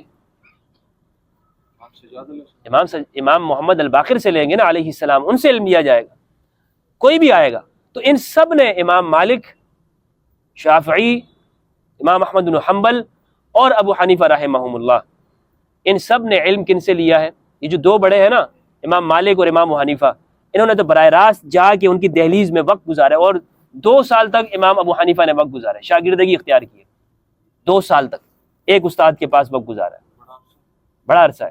لیکن آگے پھر ہوا یہ کہ جب بنو عباس کی حکومت آتی ہے، بنو امیہ کی حکومت آتی ہے، وہ یہ چھوڑیں گے یہ علم؟ وہ یہ علم بیان کرنے دیں گے؟ انہوں نے تو امام حسین علیہ السلام کو نہیں چھوڑا، وہ ہمیشہ یہ سمجھتے رہے، یہ امت ہمیشہ یہ سمجھتی رہی کہ یہ اہل البیت ان کو کسی بھی طرح سے اقتدار میں نہیں آنے دینا۔ اب جو شخص بھی ان کے ساتھ اٹیچ ہوگا، ان کے قریب ہوگا، اس کی زندگی، اس کا علم، وہ رسک پہ لگ جاتا ہے، اس کو لوگ بیان نہیں کریں گے، اس کو آگے پہنچنے نہیں دیا جائے گا۔ تو یہ جو دوسرا سوال تھا نا، وہ آپ کا یہی ہے کہ وہ اسی لیے اس کو چھپایا گیا کہ حدیث ثقلین واضح طور پہ بتاتی یہی ہے کہ رسول اللہ کے بعد اگر علم لینا ہے تو آپ نے قرآن اور اہل بیت کو سامنے رکھ کے لینا ہے، باقی احترام ہر ایک کا اپنی جگہ پر ہے، عزت اور مقام ہر ایک کا اپنا ہے۔ تیسرا سوال کیا تھا آپ کا؟ 2 ہی کیے تھے، 2 سوال۔ السلام علیکم سر، میرا نام عبداللہ ہے، تو میں 2 کیا سوال نام ہے آپ کا؟ محمد عبداللہ تھا۔ محمد عبداللہ۔ میں 2 سوال کروں گا۔ ایک تو یہ جو ذرا کرنٹ تھوڑا سا پوزیشن، آگے سامنے آ جائیں، معذرت چاہتا ہوں۔ ایک تو یہ جو کرنٹ پوزیشن چل رہی ہے نا فلسطین وغیرہ، اسرائیل وغیرہ کی، میں یہ پوچھنا چاہ رہا ہوں کہ جیسے بارشیں نہیں ہوتی تو سارے اکٹھے ہو جاتے ہیں کہ جی بارشیں کریں، پھر وہ بارشیں بھی کرتے ہیں، دعائیں بھی کرتے ہیں، اور پھر ہم دیکھتے ہیں کہ دعائیں قبول بھی ہو جاتی ہیں۔ میں بھی مسجد میں کبھی کبھی آنسو بھی نکل آتے ہیں ان کے لیے کہ یہی کر سکتا ہوں فی الحال۔ ان کی جانب کر دیں کیمرہ، یہ آواز یہ دیکھیں، ہاں جی on۔ آن ہے۔ یہ تو اس لیے پہلا سوال اس حوالے سے تھا کہ میری دعائیں آخر قبول ہو کیوں نہیں رہی؟ چلے میں تو اپنے آپ کو گنہگار سمجھتا ہوں، صحیح مجھے ہے۔ بڑے بڑے عالم مفتی حضرات جتنے بھی ہیں، تو یہ کیوں نہیں کر رہے دعائیں؟ کیا وہ شہید نہیں ہو رہے؟ ہوں، دوسرا سوال مجھے اس حوالے سے کرنا تھا، یہ جو آپ کا ٹاپک چل رہا ہے، جی۔ جہاں بھی ہم اہل بیت کا نام لے لیتے ہیں تو اکثر ہمارے شیعہ حضرات یا جو بھی فرقہ ہے وہ تھوڑا سینہ چوڑا کر لیتے ہیں، شاید یہ ہماری سائڈ کا سوال ہے۔ ہاں، لیکن مجھے یہ بتایا جائے کہ کیا یہ جو اہل بیت پہ یہ جو مطلب وہ کرتے ہیں، پلیز کوئی برا نہ مانے، نہیں آپ اوپن بات کریں بھائی، یہاں سے کوئی کسی سے برا نہیں ان کے اوپر مانے۔ بھی صحیح طریقے عمل کر رہے ہیں یا نہیں کر رہے ہیں؟ صحیح۔ اور اگر وہ صحیح ہیں تو ہمارے باقی جو فرقے جو کہ یہ سمجھتے ہیں کہ بھائی ہم تو بالکل ٹھیک ہیں، تو وہ اگر عمل کر رہے ہیں تو پھر اس طرح سے کیوں کر رہے ہیں کہ ہماری جیسے نماز، میں تو عام آدمی یہ سوچتا ہوں کہ بچے کو مدرسے بھیج دیا، اس نے قرآن پڑھ لیا، میں نے نماز پڑھ لی، اور باقی جتنے کام ہے اچھا اخلاق کر لیا تو میں شاید بہت جنتی ہو گیا بھائی۔ تو لیکن یہ جتنا دین مجھ تک پہنچنا چاہیے تھا بچپن میں تو اپنے بچے کو اپنے حساب سے مسجد میں بھیجوں گا نا، اب میں کسی اہل تشیع یا کسی دوسرے اس میں تو نہیں بھیجوں گا، میرا تعلق اگر اہل سنت ہے تو میں وہیں بھیجوں گا۔ تو وہاں آج مجھے کیوں فیل ہو رہا ہے کہ مجھ تک صحیح دین نہیں پہنچا؟ تو یہ جتنے مدرسے والے ہیں یہ کیوں نہیں صحیح دین پہنچا رہے؟ جیسے مثال کے طور پہ آپ نے ان سے کہا کہ مسجدوں میں جائے، ان کو یہ حدیث ثقلین کا پتہ ہی نہیں ہے، تو پھر یہ سارا جن کے ذمے تھا پہنچانا، جو کہ آج کل تو سیلری بھی لیتے ہیں نا، مسجد میں امام رکھا جاتا ہے، بڑے بڑے مفتی رکھے جاتے ہیں، اس لیے کہ وہ ہمیں جمعے والے دن ہی کم از کم صحیح درس دے دیں، تو یہ لوگ پھر صحیح درس ہمیں دے کیوں نہیں رہے؟ جزاک اللہ۔ آج مجھے کیوں فیل ہوتا ہے کہ یار مجھے آج جستجو ہو رہی ہے کہ میں نے جیسے اپنی پوری زندگی ہی پتہ نہیں کہاں سے کہاں گزار دی۔ تھینک یو سر، جزاک اللہ، بہت اچھا، بہت شکریہ۔ اچھا راوی، میں ان کے سوال کا جواب دوں۔ پہلا سوال جو آپ نے یہ فرمایا نا، زاہد بھائی اس کو تھوڑا اگر یہ کہ موبائل والے کو تھوڑا قریب لے آئیں گے، موبائل والے کو، اور تھوڑا نیچے کر دیں گے کیونکہ یہ اس طرف میری طرف، ہاں میری جانب کر دیں۔ ہماری دعائیں قبول کیوں نہیں ہوتی؟ یہ اس لیے قبول نہیں ہوتی ہے کہ ہم اس جگہ پہ دعا نہیں کر رہے ہوتے جس جگہ پہ ہمیں جا کے کرنی چاہیے۔ آپ اللہ سے دعا کریں یا اللہ ہماری مدد فرما، اور آپ جنگ میں موجود ہی نہیں ہیں۔ جب آپ جنگ میں اتریں گے آپ اللہ سے کہیں گے یا اللہ مدد کر، تب فرشتے اتریں گے۔ آپ گھر میں بیٹھ کے گئے کہ نہیں یا اللہ میری مدد فرما، اور وہاں میچ جو ہو رہا ہے وہ جیت جائے، ایسا تو نہیں ہوگا نا. آپ نے وہ تیاری نہیں کی, وہ استعداد ہی نہیں رکھی ہوئی. دیکھیں مدد اترتی ہے میدان میں, مدد گھر میں نہیں اترتی ہے. مثلا جو میدان کا کام ہے وہ میدان میں ہوگا, تب آپ دعا کریں گے قبول ہوگی. اس کی مثال سمجھ لیں, یہ دعا ان کے حق میں قبول ہوگی وہ جو کر رہے ہیں, اور وہ اپنی وسعت کے مطابق کر رہے ہیں, جو فلسطین کے اندر ہیں, جو وہاں پہ لڑ رہے ہیں, یا جو اپنا مقابلہ اپنا دفاع کر رہے ہیں, وہ اس بات کے حقدار ہیں, اور اللہ سبحانہ و تعالیٰ ان کی سنے گا کہ یا اللہ ہماری مدد فرما. لیکن امت مسلمہ کیا میدان میں, جب تو وہاں پہ بمباری ہو رہی تھی, ہم تو سارے یہاں ٹی وی چینل بدل رہے تھے اور کرکٹ دیکھ رہے تھے, میچ میں لگے ہوئے تھے کہ نہیں لگے ہوئے تھے. آپ کی دعا کیسے قبول ہوگی؟ صحیح ہے. جب وہاں پہ یہاں پر ابھی بھی اسی طرح کی, وہ سارا آپ کا پورا ملک کھلا ہوا ہے, پورے ملک کے اندر مطلب وہ خوشی کا ماحول ہے, جشن بھی ہو رہا ہے جناب. آپ کہہ رہے ہیں کوئی سب کچھ نارمل چل رہا ہے آپ کے لیے, آپ کی مدد اترے گی, میرے لیے مدد آئے گی.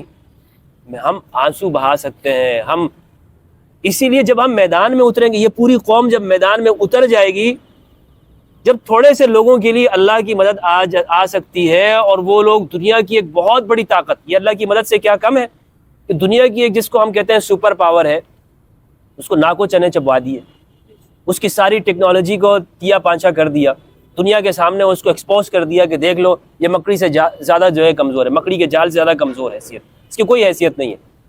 تو پھر آپ کے پاس جو امت مسلمہ کے جو 44 ماشاءاللہ آپ نے اسلامک نیٹو بنایا, اسلامک اتحاد, جو عسکری اتحاد آپ نے بنایا, وہ کدھر ہے؟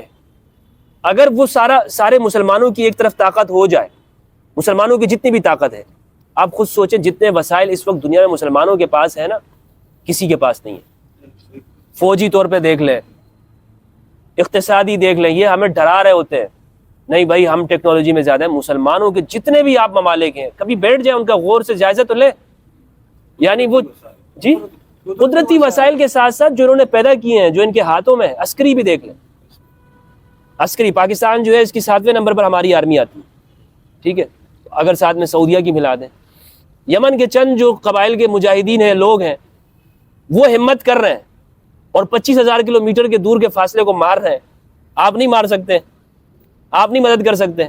یہ یا تو جھوٹ بولتے ہیں ہم دنیا کے سامنے کہ جناب یہ ہونا چاہیے وغیرہ ہونا چاہیے, یا ہم سیاست کر رہے ہوتے ہیں. اللہ کی مدد ایسے نہیں اترتی ہے. اللہ کی مدد اترتی ہے میدان میں رہنے والوں کے ساتھ. میدان میں اتریں گے پھر اللہ کی مدد آئے گی. دوسرا جو آپ کا سوال ہے کہ یہ لوگ سچ کیوں نہیں بتاتے, دیکھیں یہ سچ اس لیے نہیں بتاتے ہیں کہ مثلا انہوں نے اس مسئلے کو فرقہ واریت کا مسئلہ بنا دیا, فرقے کا مسئلہ بنا دیا. یعنی جو آپ نے بات فرمائی نا, بالکل صحیح فرمائی ہے کہ اگر اہل بیت کی کوئی بات کرتا ہے لوگ فوراً سے کہتے ہیں شیعہ ہے. کیوں لوگ نہیں کہیں گے کہ شیعہ ہے, اور ان کے سینے چوڑے کیوں نہیں ہوں گے کہ کہیں گے جناب ہم ہی بیان کرتے ہیں؟ اسی لیے سینہ چوڑا کرتے ہیں کہ آپ نہیں بیان کرتے ہو. اگر اہل سنت بیان کر دیں, اور آج سے ہم یہ تہیہ کر لیں کہ بھائی ہم سنی الحمدللہ, اور ہم رسول اللہ کی وصیت کو سب سے زیادہ بیان کریں گے. دنیا میں اکثریت میں ہم اہل سنت ہیں. سب سے زیادہ دنیا میں کون ہے؟ اہل سنت ہے مسلمانوں میں.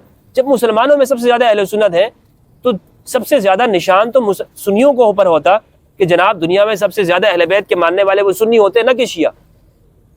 آج جو بھی حدیث ثقلین کو بیان کرتا ہے لوگ کہتے ہیں یہ شیعہ ہے. یہ کیوں نہیں کہتا کہ یہ سنی ہے؟ اس لیے کہ ہم بیان ہی نہیں کرتے. ورنہ ہوتا تو یہ کہ جناب دیکھو جو بھی دنیا میں حدیث ثقلین بیان کرے گا, یا حسین کہنے والے, حسین کے نام پہ جان دینے والے, علی کے نام پہ جان دینے والے, وہ سنی بندہ ہوتا ہے. یہ ہماری پہچان ہونی چاہیے تھی سنیوں کی, کیونکہ ہم اکثریت میں. لیکن ہم نے کہا نہیں, یہ شیعوں کے کام ہے, پنج تن پاک ان کے ہیں, اہل بیت ان کے ہیں, ہمارا کیا کام ہے؟ اور ہماری پہچان ہوتی ہے صحابہ کے نام سے. جب صحابہ کا ذکر آئے گا یہ اہل سنت کے ہیں, اہل بیت کا ذکر آئے گا شیعہ کے. یہی تو ہے فرقہ واریت, یہی تو ہے دین کو چھوڑ دینا, یہی تو ہے رسول اللہ کی وصیت پہ عمل نہ کرنا. تو اسی لیے وہ سچ بیان نہیں کرتے.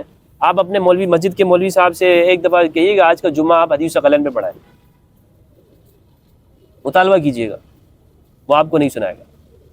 اور ہاں میں آپ کو ریفرنس بھی دیتا ہوں, صحیح مسلم کی کتاب, آپ وہ حدیث پرنٹ کروا لیجئے گا, وہ حدیث جا کے ان کو بتائے گا اس حدیث پر آپ نے جمعہ پڑھانا ہے آج. وہ آپ کو کیا جواب دیتا ہے؟ وہ کہے گا اس میں ہمارا یہ ہے وغیرہ. وہ پھر آپ دیکھیے آپ کو کیا, اسی لیے کہ وہ خاص ہو گئے ہیں شیعوں کے ساتھ. انہوں نے نہیں کہ ان کے ٹریڈ مارک نہیں ہے, انہوں نے حقوق نہیں لگائے ہوئے کہ اہل بیت ہمارے ہی ہیں, یہ بھی اس پہ عمل کرتے ہیں. اچھا جہاں تک بات ہے ہمارا آپ نے کہا کہ ہم جہاں صحابہ کا نام آئے گا ہم سنیوں کو وہ آئے گا یہ سنیوں کا ہے, اور جہاں اہل بیت کا آتا ہے وہاں اہل تشیع کا آتا ہے. اگر ہمارا صحابہ سے تعلق گنا جاتا ہے تو کیا ہم صحابہ کی زندگی پہ عمل کرتے ہیں؟ اور اگر ان کا اہل بیت سے کیا جاتا ہے تو کیا یہ اہل بیت کی زندگی پہ عمل کرتے ہیں؟ دیکھیں وہ اگر تو کرتے تو پھر تو لڑائی نہ ہوتی. دیکھیں آج جو ہماری لڑائی ہو رہی ہے سنی اور شیعہ ان کی, کو مائک دے دیں, اگر میں صحابہ کرام نہیں چھوڑ دیں اس کو, یہ دیں. یہ مائک سے قریب کر لیجیے. مفتی صاحب میں یہ کہہ رہا تھا کہ اگر اہل سنت کا مطلب سنیوں کا تعلق صحابہ کرام سے کیا جاتا ہے تو پھر اور ان کا تعلق اہل بیت سے کیا غلط کیا جاتا ہے نا. آپ دیکھیں یہ جو بنایا گیا یہ لوگوں نے بنایا اس طرح سے, اگر میں لوگوں نے یہ کہنا چاہ رہا تھا پہچان دے دی. آپ آج کے بعد آپ کہیں یار میں اپنی زندگی میں کوشش کروں گا اہل بیت کو سمجھنے کی, صحیح آپ سن نہیں رہے. آپ کو کس نے کہا شیعہ ہو جاؤ؟ صحیح کوئی نہیں کہے گا کہ شیعہ ہو جاؤ, جو کہے گا بیوقوف اور احمق ہوگا کہ شیعہ ہو جاؤ. صحیح. آپ کہو بھائی میں اہل بیت کے پیچھے چلنا چاہتا ہوں, میں اپنی زندگی اہل بیت کی زندگی کے مطابق گزارنا چاہتا ہوں, صحیح بات ہے. تو مطلب میں یہ کہنا چاہ رہا تھا کہ جیسے اب اہل تشیع, اگر مثال کے طور پہ میں اہل بیت کا ذکر کرتا ہوں تو میرا اہل تشیع ہونا ضروری ہے کیا؟ اس کا مطلب عرض کی نہیں ہے. اچھا, اور یہ نہیں ہے شیعہ ہونا ضروری, سنی ہونا بھی ضروری نہیں ہے. اگر کوئی صحابہ کی زندگی پہ عمل کر رہا ہے تو وہ اہل بیت والوں سے لڑتا کیوں ہے؟ اور اگر یہ اہل بیت کی زندگی سے عمل کر رہے ہیں جیسے ان کی زندگی آپ نے فرمائی, تو اگر یہ اس کی زندگی پہ عمل کر رہے ہیں تو پھر یہ سنیوں سے لڑتے کیوں ہیں؟ پھر دیکھیں صحابہ کرام, اس کا مطلب جہاں تک اہل بیت بالکل سچے, اس میں تو کوئی شک و شبہات کی بات ہی نہیں ہے. سنی حضرات ان کا نام میرے جیسا آدمی, باقی مجھے نہیں, میں باقیوں کو نہیں کر رہا, میں یہ کہہ رہا ہوں جیسے میرے جیسا آدمی تو اہل بیت کا نام لیتے ہوئے ڈرتا ہے, ان کو زیادہ پاک سمجھتا ہے کہ ان کا درجہ بھی اوپر ہے, اس وجہ سے میں ان کی تو بات ہی نہیں کر رہا. میں چلے صحابہ کرام کے کہہ دیتا ہوں کہ اگر میں صحابہ کرام کی زندگی پہ عمل کر رہا ہوں تو پھر میری شیعوں سے لڑائی کیوں ہوتی؟ اس کا مطلب میری زندگی بھی صحابہ کرام کی جو ہدایت جو زندگی ہے اس پہ نہیں ہے نا, میں نے تو کوئی ایک خاص فرقہ وہ کر رہا ہوں, تبھی تو لڑائی ہوتی ہے. بالکل یہی بات ہے, فرقہ کر رہے ہیں. اگر قرآن اور اہل بیت پہ چلتے لڑائی نہیں ہوتی, تم لڑائی نہیں ہوتی.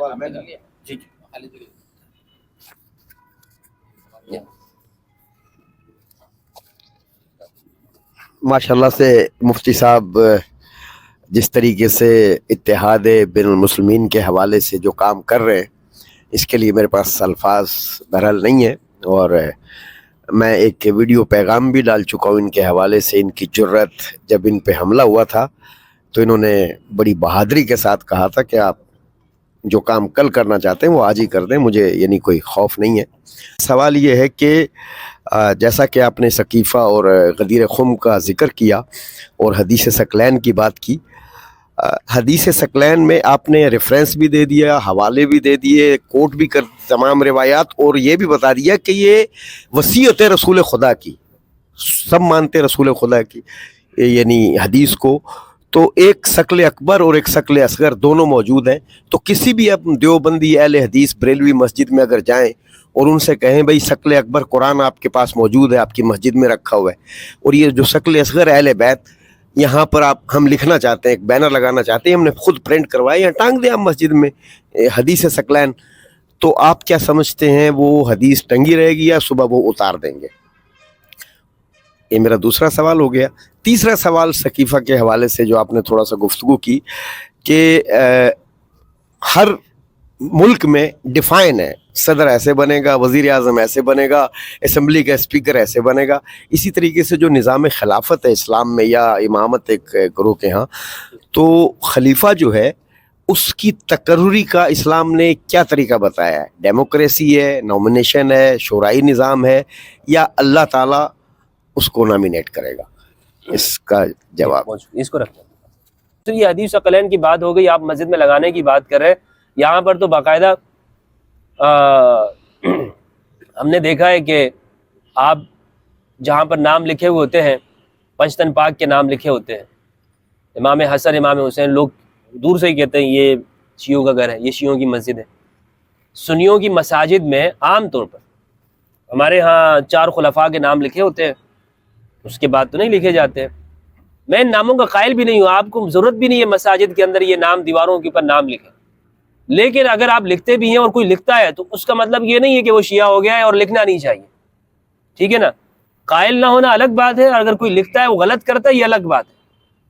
تو یہ تو کوئی نہیں آپ کو اجازت دے گا کہ جناب حدیث ثقلین آپ یہاں پہ رہنے دیں. ہاں اپنے فرقے کا نام ضرور لگا دیں گے، سٹیکر لگا دیں گے، اپنے پیر صاحب کا سٹیکر اور تصویر لگانے کی اجازت دے دیں گے، لیکن اہل بیت کے نام لکھنے کی اجازت نہیں دیں گے آپ، کیونکہ وہ کن کے ساتھ مخصوص ہو گئے؟ شیعوں کے ساتھ مخصوص ہو گئے. یہی وہ بات ہے کہ جب محرم الحرام کے دن آتے ہیں تو ہمارے لوگ کہتے ہیں مولوی اور مفتی حضرات کی جناب آپ نے سیاہ کپڑے نہیں پہننے ہیں کیونکہ یہ شیعوں کی علامت ہو گئی ہے. اب اگر آپ نے سیاہ کپڑے پہنے تو کیا ہو جائے گا مولوی جی؟ مولوی صاحب کہتے ہیں اس لیے کہ شیعہ پہنتے تو شیعہ ہو جائے گا. سبیل نہیں لگانی ہے کیونکہ شیعوں کے ساتھ خاص ہو گئے، نیاز نہیں دینی، آپ نے یہ نہیں کرنا وہ نہیں کرنا. ہر بات میں ہمارا مولوی کس چیز کو دیکھتا ہے؟ شیعہ کو دیکھتا ہے. میں نے وہ مولوی صاحب سے کہا کہ ٹھیک ہے اگر آپ یہ کہتے ہیں کہ یہ پہچان ہو گئی ہے شیعہ کی، ہم سیاہ کپڑے نہ پہنو مولوی جی، آپ نہ پہنو، صحیح ہے. کوئی مولوی اگر منع کرتا ہے محرم میں نہیں پہنے، آپ کہیں نہ پہنو، نیاز نہ دو نہیں دینی، سبیل نہ لگاؤ نہیں لگائیں گے، لیکن امام حسین کے نام پر ایک مجلس تو رکھ لو مولوی صاحب، وہ بھی تمہارے نہیں ہے، ان سے بھی تم نے برات کا اظہار کر دیا. ان کے نام پہ تو مجلس بھی نہیں کرتا نا مولوی، یا کرتے ہیں مولوی صاحبان؟ جو مسجد میں یہ کہہ رہے ہوتے ہیں کہ سبیل نہ لگاؤ 10 محرم میں سیاہ کپڑے نہ پہنو، یہ نہ کرو وہ نہ کرو، چھریاں نہ چلاؤ وغیرہ وغیرہ، یہ سارے کام نہ کرو، وہ مولوی صاحب امام حسین کی شہادت کو یا وہ ذکر کو بیان ہی نہیں کر رہا، یعنی بس وہ بیان کرتے ہیں. یزید کو بھی ہم جو ہے نا ہمارے علماء نے کہا کافر نہیں کہتے. اچھا یزید لانتی ہے، اس نے یہ کیا، اس نے فلاں کیا، لیکن ہاں بس وہ ہمارے علماء نے کہا نہیں کہتے، بس اتنی ہے. تو قبلہ حدیث ثقلین کی روشنی میں اور رسول خدا صلی اللہ علیہ وسلم کی جو وصیت ہے اس کی روشنی میں تو ایسے لوگوں کو پھر گمراہ کہا جائے گا، کیونکہ حدیث کے الفاظ بھی یہی ہیں کہ جو اس چیز سے احتیاط کریں گے. آپ نے کہا کہ یعنی آپ ان کا دامن تھامے رکھے تاکہ آپ گمراہ ہو، تو پھر کیا آپ کیا سمجھتے دنیا میں ہم پٹ رہے ہیں؟ یعنی گمراہ ہے نا؟ دیکھیں گمراہ کو نا کوئی گالی نہیں، گمراہی یہی ہے راستے سے بھٹکے آپ کو رستہ نہیں مل پا رہا، کدھر جاؤں؟ اندھیرے میں ایسا ہوتا ہے نا، وہ گمراہ وہ آدمی ہوتا ہے کہ مثلا اندھیرے میں آپ جنگل میں چلے جائیں، ٹھیک ہے، یعنی 5 دفعہ صراط مستقیم کی دعا مانگ کے بھی صراط مستقیم پہ نہیں ہے، یہ وصیت پر نہیں ہے نا عمل. یہ بنیاد چیز ہے میرے بھائی. وہ خلیفہ والا سوال ہاں وہ رہ گیا خلیفہ جی والا. ہاں، کہ وہ خلیفہ کو غامدی صاحب کے آپ نے اگر سنے 20 ایپیسوڈ میں نے دیکھے ہیں، امرہم شورا بینہم کی آیت پہ اس نے جمہوریت کا بھی دفاع کیا ہے، ملوکیت کا بھی دفاع کیا ہے، یعنی اگر آپ بغاوت کریں اس کا بھی دفاع کیا ہے، ساری چیزوں کو وہ امرہم کے اوپر شورا. انشاءاللہ جاوید غامدی صاحب کے اوپر میری ایک سیریز آ رہی ہے، اسی سیریز کا جواب ہے، تو تفصیل کے ساتھ میں نے وہاں پہ جواب دیا ہے. خلافت سیریز ہے اس کا نام، خلافت یا ولایت، یہ اس کا پورا ایک میرا اس کا سیریز ہے، انشاءاللہ وہ جواب میں دوں گا.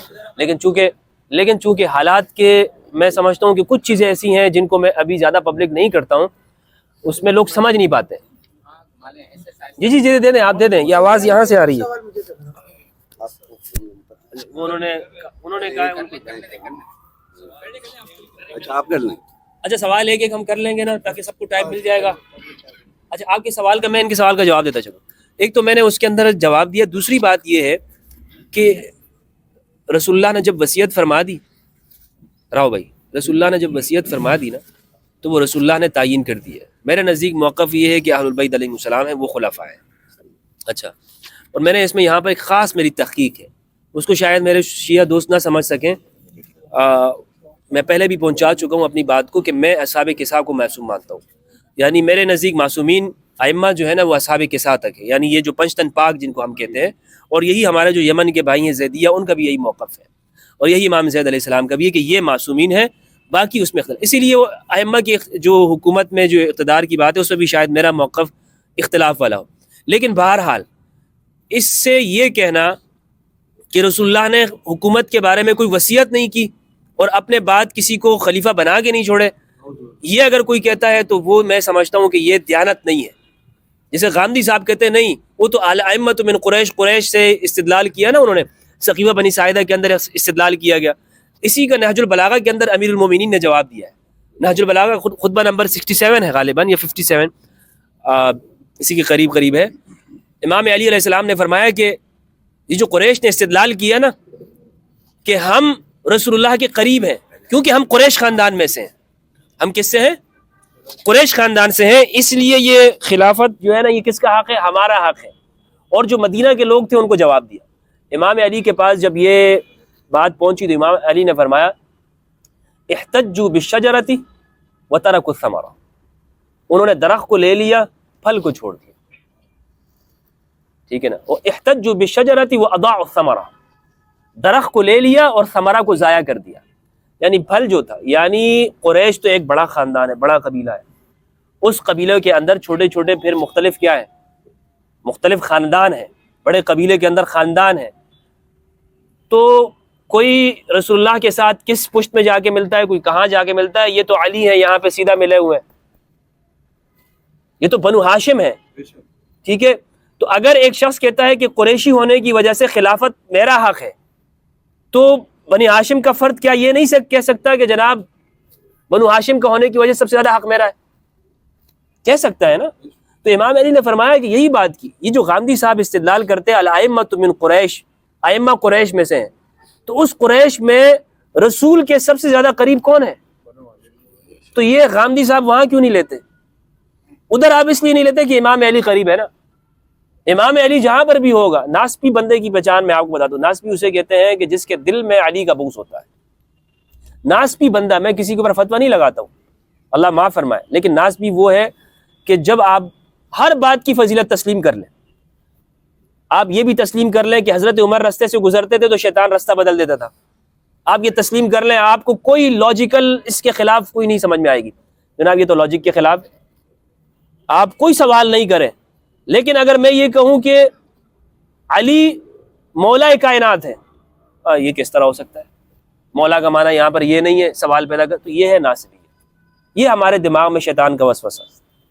جی جی السلام علیکم، میرا نام سید انیس حسین جعفری ہے، میرا ادارہ سبیل کیا اسم گرامی بتایا آپ نے؟ سید انیس حسین جعفری. انیس حسین جعفری. اچھا مفتی صاحب، آپ نے ماشاءاللہ بہت ڈیٹیل میں بتایا حدیث ثقلین کا، اس کی افادیت کا. تو جب اتنی زیادہ مستند حدیث موجود تھی جس کے راوی 1,24,000 سے تھے تقریباً، آپ نے یہی بتایا نا، اس کے گواہ تھے 1,24,000، تو کیا وجہ تھی، کیا حالات پیدا ہوئے کہ ایسے موقع پہ جب اہل بیت علیہ السلام خود موجود تھے، امام حسین علیہ السلام موجود تھے، تو یزید جیسا فاسق و فاجر اتنے صاحبہ اکرام کی موجودگی میں وہ مسند خلافت پہ بیٹھ گیا؟ کیا حالات پیدا ہوئے؟ یہ دوسرا سوال اور میں کروں، دوسرا سوال یہ ہے کہ ہمارے ذہن میں یہ سوال پیدا ہوتا ہے کہ جیسے اولو الامر کا اللہ نے اطاعت کو حکم دیا، تو اہل سنت کے روح سے دیکھیں یا اہل تشیع کے روح سے دیکھیں، دونوں طرح سے ہمارا الگ ہے. اہل سنت کا یہ ہے کہ جو بھی مسند خلافت پہ بیٹھ گیا وہ اولو الامر ہے. تو حضرت ابوبکر رضی اللہ تعالیٰ عنہ بیٹھے تو ظاہر ہے ان کی اطاعت واجب ہو گئی، اور ان کے خلاف جنگ کرنا کفر کے مطابق ہو گیا نا، کیونکہ اطاعت نہیں کی، قرآن کی حکم کی خلاف ورزی کر دی.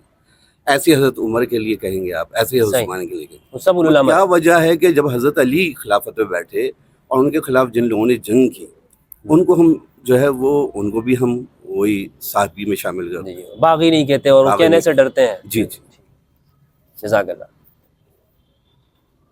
اچھا، پہلا سوال آپ کا یہ تھا کہ یزید کیسے پہنچا. دیکھیں یزید اسی طرح پہنچا، اس کے یعنی آپ پیچھے پوری تاریخ ہے، آپ دیکھ لیں کس طرح سے وہ پہنچ رہا ہے، اس کا خاندان کیسے آ رہا ہے، اقتدار کی طرف کیسے آئے ہیں، بنو امیہ کس طرح سے قابض ہوئے ہیں، ایک پوری تاریخ ہے اس کی. اور امام حسین علیہ السلام نے پہلے دن سے اس کو قبول نہیں کیا، بنو امیہ کی حکومت کو کبھی قبول نہیں کیا، بلکہ معاویہ بن ابی سفیان کو امام علی علیہ السلام، امام حسین علیہ السلام نے اس کے خط میں جواب میں کہا تھا کہ تمہارے خلاف جہاد کرنے سے مجھے کوئی عذر باقی نہیں بچا ہے، مجھے موقع ملے میں تمہارے خلاف جہاد کروں گا. تو امام حسین علیہ السلام تو ان کو سب کو دیکھتے تھے، ایک ہی نظر سے دیکھتے تھے. اور یہ بات اہل سنت والجماعت کی کتابوں میں لکھی ہے.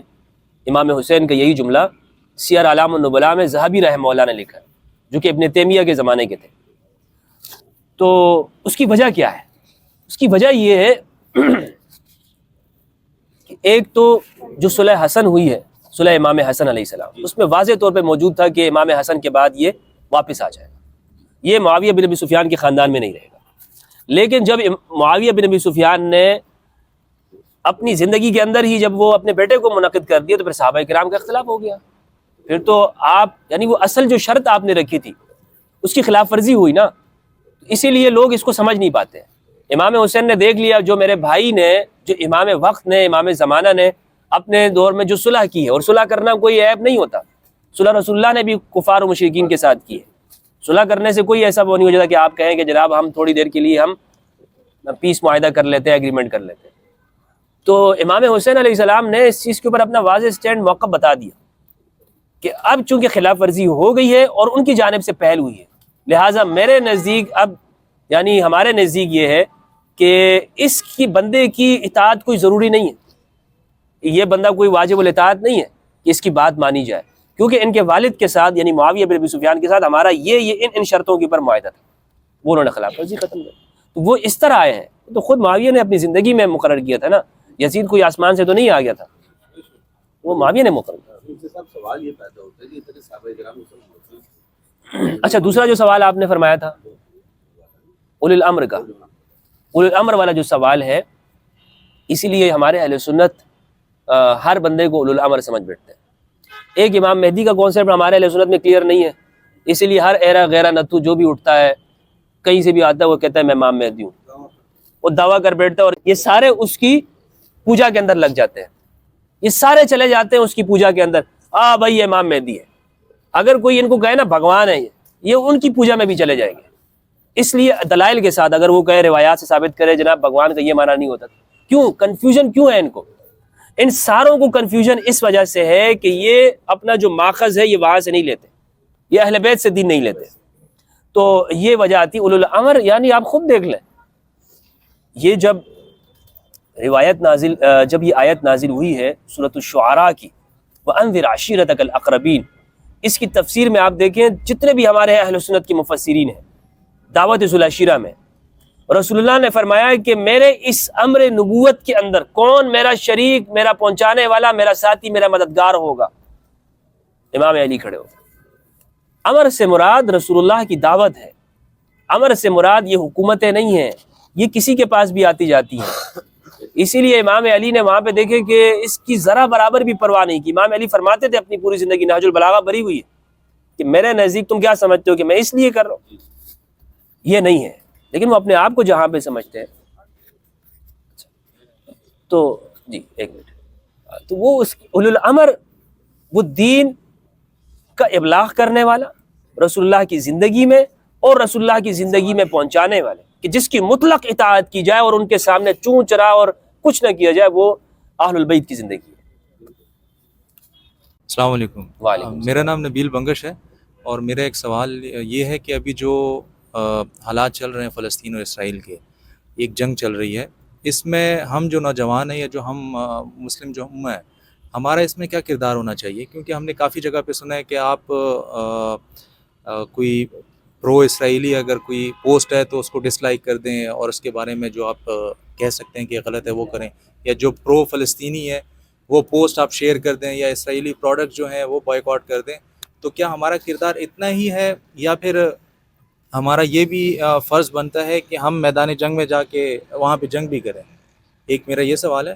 اور دوسرا میرا ایک سمپل سا سوال ہے کہ یہ جو سجدہ گاہ پہ ہم نماز پڑھتے ہیں اہل تشیع والے، ہم فرش پہ بھی پڑھتے ہیں، کسی چیز پہ بھی پڑھتے ہیں، اہل سنت والے بھی پڑھتے ہیں، تو کیا الگ سے مطلب اہل سنت والے سجدہ گاہ پہ نماز نہیں پڑھ سکتے؟ کیا مطلب وہ یہ سمجھتے ہیں کہ جو سجدہ گاہ ہے وہ صرف جو اہل تشیع ہیں ان سے ہی منسوخ ہے، اگر تو اس پہ وہ سجدہ کریں گے تو وہ ان کے لیے غلط ہوگا؟ یہ میرے دو چھوٹے سے سوال ہیں، ان پہ ذرا آپ روشنی ڈالیں. جزاک اللہ. اچھا، پہلا سوال آپ کا یہ تھا کہ ہمارے نوجوان ہم کیا کریں اس زمانے میں، جو فلسطین کے حالات ہیں ہم کیا کریں؟ اگر کوئی پوسٹ بھی کرتے ہیں تو اس کو بلاک کر دیا جاتا ہے یا ریسٹرکٹ کر دیا جاتا ہے سوشل میڈیا کے اوپر. یہ سارے جتنے بھی ہمارے یعنی جو بھی ہمارے پاس سوشل میڈیا کے ٹولز ہیں، اس میں دیکھیں یہی کچھ ہو رہا ہے، وہ ان کے ہاتھ میں، ان کے کنٹرول میں. نوجوان اس وقت میں ہماری ذمہ داری یہ ہے کہ ہم اپنی حکومتوں کے اوپر دباؤ تو ڈالیں، ہم اپنا احتجاج تو ریکارڈ کرائیں، ہمارے بس میں یہی ہے. ہم یہ تو نہیں کر سکتے کہ ہم ہتھیار لیں اور یہاں سے چلے جائیں. اور اب وہ زمانہ بھی نہیں رہا کہ جب پہلے جو ہے نا وہ بارڈر نہیں ہوا کرتے تھے، تو وہ نیل کے ساحل سے لے کر تابخا کے کاشغر ایک ہو مسلم حرم کی پاسبانی کے لیے، وہ دور چلا گیا، وہ فلسفیانہ تخیل تھا صرف۔ اب وہ انشاءاللہ امام مہدی علیہ السلام کا جب زمانہ آئے گا تو پھر پوری دنیا جو ہے وہ عدل اور انصاف سے بھر جائے گی، لیکن اس سے پہلے جو ہے ہماری کوشش یہ ہو سکتی ہے کہ ہم اپنے وسعت کے مطابق اپنا احتجاج ریکارڈ کروائیں، اپنی بات کو آگے پہنچائیں، اور اگر وہ سوشل میڈیا کے اوپر کوئی ذریعہ ہم دیکھیں، کوئی ویڈیو ریکارڈ کر سکتے ہیں، کسی جگہ جا سکتے ہیں، کوئی مالی مدد کر سکتے ہیں، یا اپنے حکمرانوں سے کہہ سکتے ہیں کہ بابا تم نے جو یہ اتنی ہم تمہیں ٹیکس دیتے ہیں، ہمارا تم سے مطالبہ ہے کہ اس کے لیے تم کیا کرو، ہمیں جواب دے، تم ہمیں کوئی جواب تو دو۔ کیا ہماری حکومتیں، ہماری ریاستیں ہمیں جواب دیتی ہیں؟ وہ ہمیں یہ سمجھتی ہیں کہ جناب ہاں ہم نے یہ کیا، یا اتنا وہ سب کچھ دیکھنے کے بعد ہمارے وزیر اعظم صاحب یا صدر صاحب وہ 10 منٹ کے لیے آئے ہوں ٹی وی کے اوپر۔ میرے پاکستانی بھائیوں، میں آپ سے یہ کہنا چاہتا ہوں کہ آپ نے احتجاج کیا فلسطین کے لیے، اور میں بھی دیکھ رہا ہوں، میں بھی انسان ہوں، بہت ظلم ہو رہا ہے، میں بھی جنگ اخبار پڑھتا ہوں، میں بھی ڈان نیوز دیکھتا ہوں، بہت ظلم ہو رہا ہے۔ ہم اس کے لیے کیا کر سکتے ہیں؟ وہ ہمیں بتاتے ہیں؟ وہ تو ہمیں بتا ہی نہیں رہے۔ ان کی ذمہ داری تھی نا، آپ کو اولو الامر تو آپ کو کچھ نہیں بتا رہا، تو ہمارا جو اگر بندہ ہے وہ چلا جائے کسی بھی ذریعے سے جہاد کے کام میں لگ جائے، اگر وہ پہنچ گیا، پھر کل کو آپ کہتے ہیں دیکھیں وہ اس طرح وہ چلا گیا، اس کو پکڑ لیا جاتا ہے، پھر اس کو آپ لے جاتے ہیں۔ تو اپنے نوجوان کو خود ہی ہم لوگوں نے چھوڑا ہوا ہے، ہم اپنے نوجوان سے بات ہی نہیں کرتے۔ تو اب ہمارا نوجوان وہ یہی کر سکتا ہے، اس سے زیادہ دیکھیں ہمیں اللہ نے مکلف نہیں بنایا۔ بائیکاٹ کریں، بالکل بائیکاٹ کرنا چاہیے۔ جو لوگ آپ سے کہتے ہیں بائیکاٹ نہیں کر سکتے ہیں، نہیں کرنا چاہیے، تو ہم اس زمانے میں بائیکاٹ نہیں کر سکتے۔ ہم واقعی یہ بات ہے، جیسے اب دیکھیں یوٹیوب ہے، میرا یہ بیان یوٹیوب پہ چلے گا، یوٹیوب کا اگر آپ بائیکاٹ کریں گے تو آپ کو خود ہی اپنا ہی نقصان ہوگا، کیونکہ یوٹیوب جو ہے نا ابھی اس وقت میں وہ صرف پیسہ کمانے کا ذریعہ نہیں بنا، بلکہ وہ ایک دین کا پہنچانے کا بھی ذریعہ ہے، اور وہ اس وقت میں ایجوکیشن کا سب سے بڑا ذریعہ ہے کہ جتنا بھی دنیا کا انسانی علم ہے وہ یوٹیوب کے اوپر فری میں موجود ہے، آپ وہاں جا کر اپنا علم حاصل کریں۔ تو جہاں پر آپ بائیکاٹ کر سکتے ہیں وہ کریں۔ مثلا آپ کو مکڈونلڈز ہے، اگر یہ کوئی کھانا کوئی فرض تو نہیں ہے نا، ضروری تو نہیں ہے، تو ہم اپنے بچوں کو بچا سکتے ہیں اس چیز سے، ہم کہیں گے نہیں کھائیں گے، ہم اپنی چیزیں استعمال کریں گے، ہم دوسری جگہ پر ہی کریں گے۔ جہاں تک ہم کر سکتے ہیں وہ ہمیں کرنا چاہیے۔ دوسرا سوال آپ کا کیا تھا؟ سجدہ گاہ کے بارے میں۔ دیکھیں سجدہ گاہ جو ہے، جہاں تک میری معلومات ہیں، ہمارے ہاں روایات بھی ایسی موجود ہیں کہ رسول اللہ صلی اللہ علیہ وآلہ وسلم زمین کے اوپر سجدہ کیا کرتے تھے، زمین پر سجدہ کیا کرتے تھے۔ تو باقی ہمارے اہل سنت، اگر کوئی شخص سجدہ گاہ پہ نماز کرتا ہے تو نماز تو اس کی ہو جائے گی، سنی کرتا ہے، شیعہ کرتا ہے، نماز ہو جائے گی۔ اب اس کی کیا فضیلت ہے یہ تو آپ کو کوئی شیعہ عالم بتائے گا کہ اس کی کیا فضائل ہیں اور کیوں آپ لوگ کرتے ہیں، یہ آپ کو کوئی شیعہ ہی بتا سکتا ہے کہ جناب ہم اس کو کیوں کرتے ہیں۔ ہمارے نزدیک تو بہرحال یہی ہے کہ ہم زمین پہ کریں یا چٹائی پہ کریں یا کسی جگہ پہ بھی کریں، فقہا نے لکھا ہے کہ آپ اس کو کر سکتے ہیں۔ اور اگر کوئی، میں یہ سمجھتا ہوں سجدہ گاہ کے اوپر نماز پڑھتا ہے اس کی نماز ہو جاتی ہے۔ وہ بھی ان کے پاس بھی دلائل موجود ہیں، دلائل موجود ہیں۔ ہمارے اہل سنت کے دلائل ہی ہے کہ جس پر ہمارے شیعہ حضرات کہتے ہیں کہ دیکھیں رسول اللہ نے فلاں فلاں موقع کے اوپر کیا، اور کبھی بھی آپ سے چٹائی کے اوپر یا اس طرح چیزوں کے اوپر سجدہ ثابت نہیں ہے۔ رسول اللہ ہمیشہ ہی خاک کے اوپر سجدہ کیا کرتے تھے۔ کر سکتے ہیں نماز۔ اچھا مفتی صاحب، سلمان نام ہے بیٹا، ٹھیک ہے، 2 سوال ہے میرے، چھوٹا سا جواب دے۔ ایک تو ایک سوال کر لیتے ہیں، ایک سوال مختصر، ایک سوال میں رکھ لیں سلمان بھائی۔ چلے، آپ نے اپنے بیان میں کہا تھا کہ جب حدیث ثقلین کے حوالے سے آپ نے کہا تھا کہ جب یہ آپ بتائیں گے لوگوں کو اور جب آپ اس پہ بات کرنے کی کوشش کریں گے تو لوگ آپ سے سوشلی بائیک آؤٹ بھی کریں گے، آپ کو پریشانیوں کا سامنا بھی کرنا پڑے گا، کسی کے آگے بیان کریں گے تو وہ لوگ آپ کو پھر کٹیں گے آپ سے ایک طرح سے۔ تو آپ کو یہ کب آشکار ہوئی حدیث ثقلین، اور آپ کا ایکسپیرینس کیسا رہا اس حوالے سے؟ میرا ایکسپیرینس بالکل اس حوالے سے یہی ہے کہ جو میں نے آپ کے سامنے بیان کیا، اشکار تو ایک بڑی تفصیل ہے اس حوالے سے، اور میں وقتاً فوقتاً اس کو بیان کر چکا ہوں کہ وہ کیا وجہ تھی کہ میں حدیث ثقلین کی طرف آیا، ٹھیک ہے۔ تو باقی آپ کو واسطہ پڑے گا جو بھی اس کو بیان کرے گا نا۔ میرا ایکسپیرینس کافی طویل ہے، ایکسپیرینس مجھے یہی رہا ہے، لیکن الحمدللہ لوگ اب سمجھ گئے ہیں، لوگوں کو اب اتنا پتہ چل گیا اور ہماری کھال بھی موٹی ہو گئی ہے، ٹھیک ہے نا۔ وہ کیسے کیا کہتے ہیں، ڈیٹ بن گیا ہے آدمی، اب ہم ڈیڈ بن گئے ہیں, اب ہم پہ فرق نہیں پڑتا, اب ہم پہ فتویٰ لگاؤ یا کچھ بھی کرو, ہم ڈیڈ ہو گئے. ڈیڈ ہونا کوئی برائی نہیں ہوتی, اچھی بات ہوتی ہے. السلام علیکم. پروف ہو. مفتی صاحب میرا سوال یہ ہے کہ ہم دیکھتے ہیں, السلام علیکم, حیدر علی زیدی نام ہے میرا. میں خود 17-18 سال کا میں نے اپنے ہی مذہب پہ تحقیق شروع کی تھی, تمام اس میں خرم ذکی کے ساتھ 18-20 سال گزارے میں نے شہید کے ساتھ. تو میں یہ دیکھتا ہوں کہ آج اگر ہم دیکھتے ہیں کہ جو فلسطین کے حالات ہیں اس میں بھی 3 شیعہ ملک یعنی انصار اللہ, لبنان اور ایران جو کہ سب سے زیادہ ایکٹیو کام کرتے ہیں. اور اسی طرح ہم ماضی میں بھی جاتے ہیں. انصار اللہ ملک نہیں, انصار اللہ یمن. ہاں مطلب ہے تو شیعوں کی وہ نا اس میں پرو شیعہ. شیعہ نہیں ہے, اچھا وہ زیدی ہیں. اسی زیدی ہے نا, مطلب زیدی شیعہ, زیدی شیعہ ہی نا. اس طرح اگر ہم ماضی میں جاتے ہیں تو حزب اللہ ہمیشہ حماس کے لیے کھڑی ہو جاتی ہے. سوال یہ ہے کہ اگر آپ آرٹیفیشل انٹیلیجنس کا رول دیکھتے ہیں تو ایک ہی سیکٹ کے لوگ جن میں صرف فرق امامت کا ہے, وہ دوسرے سیکٹ یعنی اللہ اور رسول کو ماننے میں تو شیعہ سنی میں کوئی اختلاف ہی نہیں ہے نا, نہ ان کے مقام و مرتبے میں, لیکن جیسے ہی امامت کا ڈفرینس آتا ہے تو ان کے کریکٹر میں یو ٹرن آ جاتا ہے. آج ہم فلسطین کی جنگ میں دیکھ رہے ہیں صرف زبانی کلامی ہے, اور اس سے ماضی میں بھی ہم دیکھتے ہیں. تو کیا امامت کا ماننا انسانی کرداروں کے اوپر اتنا زیادہ اثر رکھتا ہے کہ انسان پولیٹیکلی ڈی ایکٹیویٹ نظر آتے ہیں؟ بھائی آپ کے سوال پہ میں پہنچ گیا ہوں. بھائی امامت کے ماننے سے آپ نے قربانیاں دینی ہوگی نا. جنہوں نے امام حسین کو اپنے زمانے میں مانا ہے اور امام حسین کی پہچان ان کو ہو گئی, معرفت ہو گئی کہ یہ امام ہے, انہوں نے قربانی دی یا نہیں دی؟ جنہوں نے امام علی کو پہچان لیا ان کے زمانے میں, وہ سارے شہید ہوئے ہیں. وہ صحابہ کرام رضوان اللہ علیہم کیوں نہ ہو. خزیمہ بن ثابت میں آپ کو نام بتاتا ہوں, یہ جمل میں تھے مولا علی کے ساتھ, لیکن انہوں نے تلوار نہیں نکالی تھی. یہ یہی انتظار کرتے تھے کہ عمار شہید ہو جائے گا تو میں تلوار نکالوں گا, کیونکہ کنفیوژن کریٹ ہو گئی تھی, ادھر سے بھی صحابہ ادھر سے بھی صحابہ. تو حضرت خزیمہ بن ثابت یہ وہ صحابی رسول اللہ نے فرمایا اس ایک بندے کی گواہی 2 کے برابر ہے, اتنا جلیل القدر صحابی ہے. خزیمہ بن ثابت صفین میں جا کر دیکھتے ہیں کہ عمار شہید ہو گئے ہیں, تو پھر یہ تلوار نکالتے ہیں اور لڑتے لڑتے شہید ہو جاتے ہیں. علی کی امامت کی گواہی ان کے زمانے میں قربانی مانگتی ہے, حسین کی گواہی امامت کی ان کے زمانے میں قربانی مانگتی ہے علیہ السلام. تو جب آپ ریزسٹنس آپ دیکھ, ابھی جو جتنے بھی لوگ ہیں جو مولا علی سے ہیں یا اہل بیت کا نام لینے والے ہیں, یہی کیوں طاغوتی قوتوں کے سامنے ریزسٹنس دکھاتے ہیں؟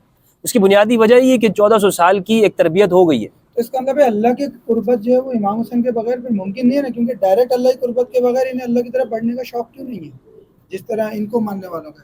یعنی خدائی کی طرف بڑھنا ہے نا الٹیمیٹلی. تو قربانی کا مطلب کیا؟ اللہ کی بارگاہ میں حاضر جانا. کوئی امام حسین کی بارگاہ میں تو نہیں جانا نا. یعنی امام حسین کی محبت جو ہے وہ اللہ کی بارگاہ کی طرف واضح طور پہ دھکیلتی نظر آتی ہے ہمیں. چاہیے اس پہ آپ نہیں, صحیح بات ہے نا, یہ تو کوئی اللہ کی بات ہے ہی نہیں. امام حسین دیکھیں, امام حسین اپنے طرف تو نہیں بلا رہے ہیں, اپنی طرف بلا رہے ہیں, وہ اللہ کی طرف ہی بلانا ہے. صحیح ہے. تو جی ہاں, السلام علیکم, میرا نام احمد جمال صدیقی ہے. میرا آپ سے ایک سوال ہے کہ سورہ فرقان کی آیت ہے کہ اللہ تعالیٰ نے قرآن میں فرمایا ہے کہ اللہ نبی کریم صلی اللہ علیہ وسلم شکایت کریں گے, اے میرے رب میری اس امت نے قرآن کو چھوڑ رکھا تھا. یہاں پہ صرف قرآن کا تنہا ذکر ہے, اہل بیت کا ذکر نہیں ہے. اچھا, دوسری بات ایک اور ہے کہ ہم جو طلاق کا مسئلہ ہے اس کے اندر ہم حنفیوں کے پاس جاتے ہیں بڑی معذرت کے ساتھ, تو 3 اگر الفاظ سے زبان سے طلاق کے الفاظ نکل جائیں تو وہ حلالے کا وہ دیتے ہیں, حالانکہ سورہ طلاق شروع عدت گننے سے ہوتی ہے. آپ تو ماشاءاللہ حافظ بھی ہیں, مفتی بھی ہیں, کہ عورت کی عدتیں شمار کرو. عدت کا تو ایک وقت ہوتا ہے, جیسے روزے کا وقت ہے, صبح سے شام تک ایک روزہ ہوگا, ایک عدت میں ایک طلاق, دوسری عدت میں دوسری, اور یہ حلال ہے. اس کے اوپر پلیز اس کے اوپر آپ کام کریں, یہ کام بہت زیادہ ضروری ہے. رونا عورتوں کی بہت عزتیں لٹ رہی ہیں. دوسرا سوال جو ہے نا, اس کو میں پہلے کلیئر کر دیتا ہوں. یہ جو دوسرا سوال آپ نے فرمایا, یہ تو اس سے میں بالکل قائل نہیں ہوں. اس کا تو بالکل حلال وغیرہ کا کوئی قائل نہیں, یہ سب ایسے ہی بنایا ہوا ہے. جی جی, پہلی جو آپ کی جو بات ہے, پہلی جو آپ نے فرمایا کہ قرآن مجید سورہ فرقان کی آیت ہے, یا ربی ان قوم اتخذوا هذا القرآن مہجورا, ان قوم اتخذوا هذا القرآن مہجورا, میری قوم نے قرآن کو چھوڑ دیا تھا, مہجور کر دیا تھا, ہجرت بالکل چھوڑ دیا تھا. یعنی وہ بڑی چیز بتائی ہے, یعنی قرآن کو ہی چھوڑ دیا تھا. یہ رسول شکوہ کریں گے قیامت کے دن, بروز قیامت, کہ میری پوری قوم نے قرآن کو کیا کر دیا تھا, چھوڑ دیا تھا. اب اس میں تو اہل بیت کی بات نہیں ہے. یعنی جب ایک چیز کو چھوڑ دیا تو دوسری تو لازمی بات ہے وہ ساتھ میں خود ہی چھوڑ دی، اور وہ آپ نے خود ہی مشاہدہ کریں گے. دیکھیں قرآن تو رسول اللہ صلی اللہ علیہ وآلہ وسلم کی حیات طیبہ میں جو قرآن مجید ہے وہ قرآن ہے، ٹھیک ہے، لیکن اہل بیت صرف رسول اللہ کی زندگی میں نہیں، وہ تا قیامت ہے، تا قیامت آئیں گے. تو اگر رسول اللہ صلی اللہ علیہ وآلہ وسلم نے یہ فرما دیا کہ میری قوم نے، رسول شکوہ کریں گے کہ قرآن کو چھوڑ دیا، تو جب قرآن کو چھوڑ دیا اہل بیت کو تو ساتھ میں چھوڑ دیا. اور اس کی نشانی اور گواہی آپ کو پوری تاریخ میں ملے گی، امام علی سے لے کر امام حسن، امام حسین، پھر آگے آپ چلتے جائیں کس امام کے ساتھ چھوڑا ہی ہوا ہے.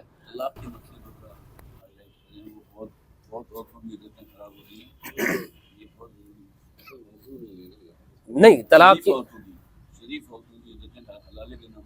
تو حلالہ تو آپ چھوڑے نا، وہ تو میں نے آپ کو بتایا، وہ تو اس کے نام کے اوپر ایک بنائی ہوئی ہے، ایک مثلا لوگوں نے بتایا کہ آپ حلالہ کر لیں وغیرہ کر لیں، اور یعنی دین کے ساتھ مذاق کرنے والی بات ہے.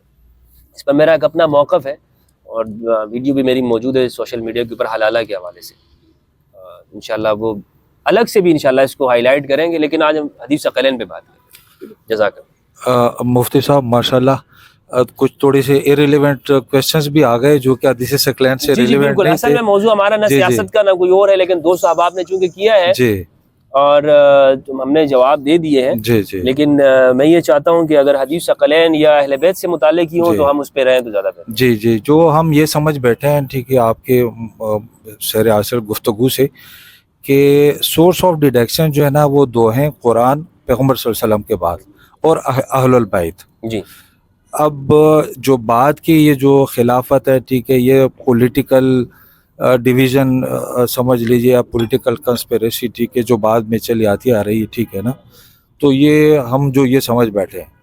اب ایک حدیث میں پیغمبر صلی اللہ علیہ وسلم نے بھی فرمایا کہ میرے بعد 12 امام ہوں گے جو کہ قریش سے ہوں گے. اب ایک سائڈ سے تو ہم دیکھتے ہیں کہ وہ بنو ہاشم سے چلے آ رہے ہیں، ان امام علی علیہ السلام، امام حسن علیہ السلام، امام حسین علیہ السلام، اسی طرح امام زین العابدین علیہ السلام، اور آخری جو ہے امام مہدی علیہ السلام.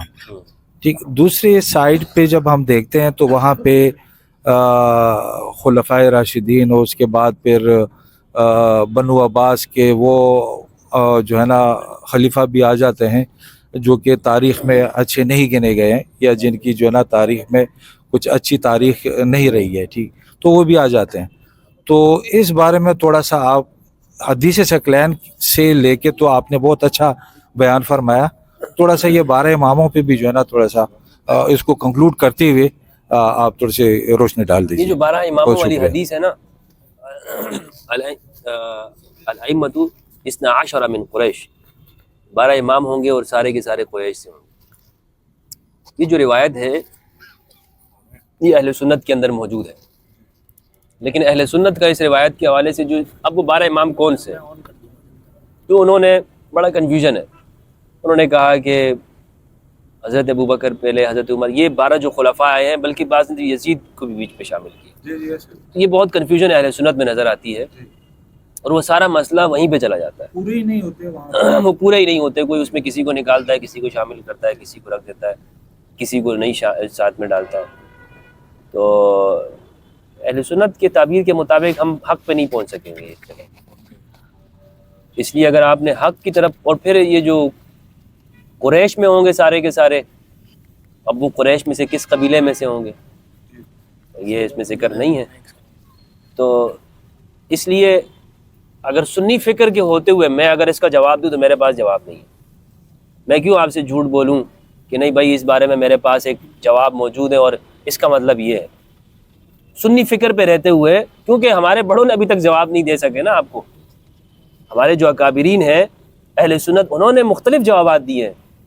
کوئی کہہ رہا ہے اس میں فلاں فلاں ہے، کوئی نام فلاں بتا رہا ہے، کوئی یزید کو بھی رکھ رہا ہے. تو میں یزید کو تو امام نہیں مان سکتا نا یار. آپ مجھ سے کیا یزید کو امام بنوا لیں گے؟ دنیا ادھر سے ادھر ہو جائے، اتل پتل کر دو، میں یزید کو امام نہیں کہہ سکتا. یزید کو شامل کر کے بھی 12 نہیں ہو رہے. ہاں نہیں کر سکتا. تو جب ہم یعنی آپ کے دیے ہوئے الفاظ کوئی آپ کے پاس ہے نہیں، اس لیے یہاں پر آپ کو یہ ایک ایسی جگہ ہے، آپ کو یہاں سے اٹھ کر اپنا راستہ تلاش کرنا ہوگا جہاں سے آپ کو 12 امام ملے. ٹھیک ہے. جی السلام علیکم، عدنان سیفی کربلائی بات کر رہا ہوں. مجھے آپ سے کچھ سوالات ہیں اور مجھے یقین ہے کہ آپ مجھے اس کا جواب دیں گے. دیکھیں، پہلا سوال تو یہ ہے کہ ہم جب نماز پڑھتے ہیں تو اس کے لیے سب سے پہلے ہم اپنا وضو کرتے ہیں. ٹھیک ہے. اگر ہمارا وضو ٹھیک نہیں ہوگا تو ہماری نماز بھی ٹھیک نہیں ہوگی. اگر فقہ جعفری کی سائڈ جائیں گے تو ان کا سر کا مسئلہ الگ ہے، اور اہل سنت کی طرف جائیں گے تو ان کا سر کا مسئلہ الگ ہے. ٹھیک ہے. تو آپ مجھے یہ بتائیں کہ اگر ایسا فقہ جعفریہ میں کیا ہے؟ مطلب کہ ہاتھ لگاتے ہیں سر پہ اور پھر پاؤں پہ لیفٹ اور رائٹ. تو مسئلہ صرف یہ آ جاتا ہے، اور اہل سنت میں آئی تھنک گردن کو صاف کرتے ہیں اس طرح سے. تو اب مسئلہ یہ آ جاتا ہے سارا کہ اس میں سے، کیونکہ ہم نے جو فقہ جعفری والوں جو دین جو لیا ہے وہ ہم نے اپنے ائمہ سے لیا ہوا ہے، اور ائمہ سے جو ہے وہ رسول خدا تک جا رہا ہے، اور ہمارے بھائیوں نے جو ہے وہ تابعین تبع تابعین سے لیا ہوا ہے. تو اب آپ مجھے یہ بتائیے کہ اس میں کس کا وضو ٹھیک ہے؟ جس کا وضو ٹھیک ہوگا اس کی نماز ٹھیک ہوگی. میرا ایک سوال یہ ہے. اور ایک دوسرا سوال میرا یہ ہے کہ خدا آپ کو سلامت رکھے، ماشاءاللہ سے اگر آپ جیسے مفتی ماشاءاللہ سے اگر پورے کراچی کے اندر یا پورے پاکستان کے اندر ہو جائے تو جو شیعہ سنی جو مسئلے مسائل ہیں وہ ختم ہو جائیں. کیونکہ ماشاءاللہ سے آپ یہاں بیٹھ کے جو یہ کام جو کر رہے ہیں یہ بہت بڑے بڑے مفتیوں کو کرنا چاہیے تھا جو آپ یہاں بیٹھ کے جو کر رہے ہیں. تو میرا سوال یہ ہے کہ اتحاد بین المسلمین جو ہے ہمیشہ وہ اہل تشیع کی سائڈ سے کیوں نکلتا ہے؟ کیونکہ ہمارے جتنے بھی بڑے بڑے خطیب ہیں، عالم ہیں، مولانا ہیں، تو وہ جو بھی ہیں وہ محبت کی بات کرتے ہیں کہ جتنی ہماری مجلسیں ہوتی ہیں سب کچھ ہوتی ہے تو اس میں اہل سنت کی کتابوں کے ریفرنس دیے جاتے ہیں. جبکہ میں نے آج تک ایسی چیز کو نہیں دیکھا کہ جو اہل سنت حضرات جو ہیں وہ شیعہ کتابوں کے ریفرنس دے رہے ہوں، یا پھر جو ہے وہ بتا رہے ہوں کہ آپ تو ماشاءاللہ سے بتاتے ہیں. میں آپ کے علاوہ بات کر رہا ہوں کہ جیسے کہ اہل تشیع ہمارے بھائی ہیں، ہماری نفس ہیں، سستانی صاحب کے فتوے بھی ہیں بہرحال. تو اس طرح سے میں نے اس طرف سے میں نے کبھی نہیں دیکھا. تو مجھے اس بات کے مجھے اس جواب چاہیے بس. خدا آپ کو سلامت رکھے. جزاک اللہ. کربلائی صاحب بہت شکریہ آپ کا. سوال آپ کا کہ مسح کے حوالے سے، دیکھیں یہ مسح کا جو معاملہ ہے یہ خود ہمارے اہل سنت میں بھی اختلاف ہے. یعنی ابو حنیفہ کا قول الگ ہے، امام مالک کا الگ ہے، شافعی کا الگ ہے، یہ اختلاف ہے. اب اگر مجھے یہ بات معلوم ہو جاتی ہے کہ اہل البیت علیہ السلام کی اس مسح کرنے کا طریقہ یہ تھا تو مجھ پر تو واجب ہے کہ میں اس طریقے کو اختیار کروں. ٹھیک ہے. میں نے جب تاریخ کو پڑھا ہے تو مجھے یہ پتہ چلا کہ ابو حنیفہ نے اہل بیت کی شاگردگی اختیار کی. میں ایک سنی کے اعتبار سے آپ کو جواب دوں. تو اس لیے میں نے ابو حنیفہ کی بات پر اعتبار کرتے ہوئے کہا کہ انہوں نے اپنے استاد کے طریقہ مجھے بتایا ہوگا. ٹھیک ہے. اس کو تو ضرورت نہیں پڑے گی نا ان کو کہ وہ اپنی طرف سے کوئی اجتہاد کریں. جب مسح انہوں نے دیکھا ہوگا کہ امام جعفر صادق علیہ السلام کس طرح کرتے ہیں 2 سال جو گزارے ہیں، کوئی تو انہوں نے آگے نقل کرتے ہوئے بھی وہی طریقہ بتایا ہوگا. تو اسی لیے ہم تو یعنی ایک حنفی وہ یہ سمجھتا ہے کہ ہم اہل بیت کو بھی نہیں چھوڑ رہے اور صحابہ کو بھی نہیں چھوڑ رہے، ہم عمل کر رہے ہیں.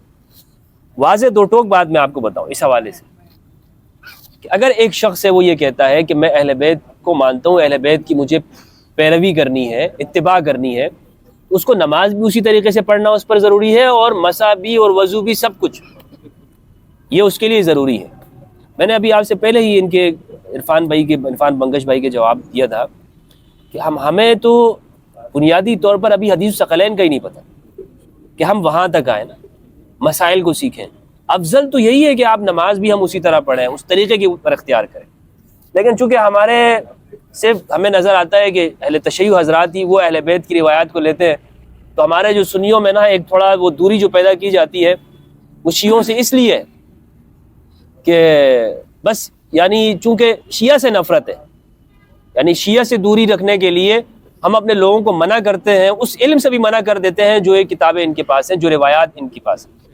ابھی کام ہو رہا ہے جس سے یہ معلوم ہونے لگا ہے کہ بھائی یہ معاملہ آپ صرف ابو حنیفہ، شافعی، مالک اور احمد بن حنبل کا نہیں ہے. امام جعفر صادق بھی اس دنیا میں وجود رکھتے ہیں اور رکھتے تھے، ان کی بھی فقہ موجود تھی، ان کے مسائل بھی تھے. امام محمد الباقر علیہ السلام بھی تھے، ان کا طریقہ بھی امت تک آنا چاہیے، ان کی آواز بھی پہنچنی چاہیے. یہی تو وہ بات ہے جس سے ہم یہ کہہ سکتے ہیں کہ ہم اہل بیت کی تعلیمات کو زندہ کر سکتے ہیں. یعنی اہل بیت کی تعلیمات من حیث المجموع اس وقت اگر ہم دیکھیں تو مذہبی طبقات کی وجہ سے مردہ کی ہوئی ہیں. یعنی مردہ کی ہوئی، میں ان کی تعلیمات کے لیے الفاظ نہیں استعمال کر رہا ہوں، یعنی ہم نے ان کو بنا اس طرح دیا. اب ہمیں دوبارہ سے اس امت کے سامنے لے کر آنا ہے، خاص طور پر اہل سنت کے سامنے، کہ اگر آپ یہ کہتے ہیں کہ بھائی یہ ابو حنیفہ رحمہ اللہ ہے، شافعی، مالک، احمد بن حنبل، زفر فلاں والا ہے، تو یار ایک قول امام جعفر صادق کا بھی بیان کرو تاکہ مجھے بھی معلوم ہو سکے. مجھے نہیں پتا امام جعفر صادق علیہ السلام کا طریقہ کیا تھا, امام محمد الباقر علیہ السلام کا کیا تھا.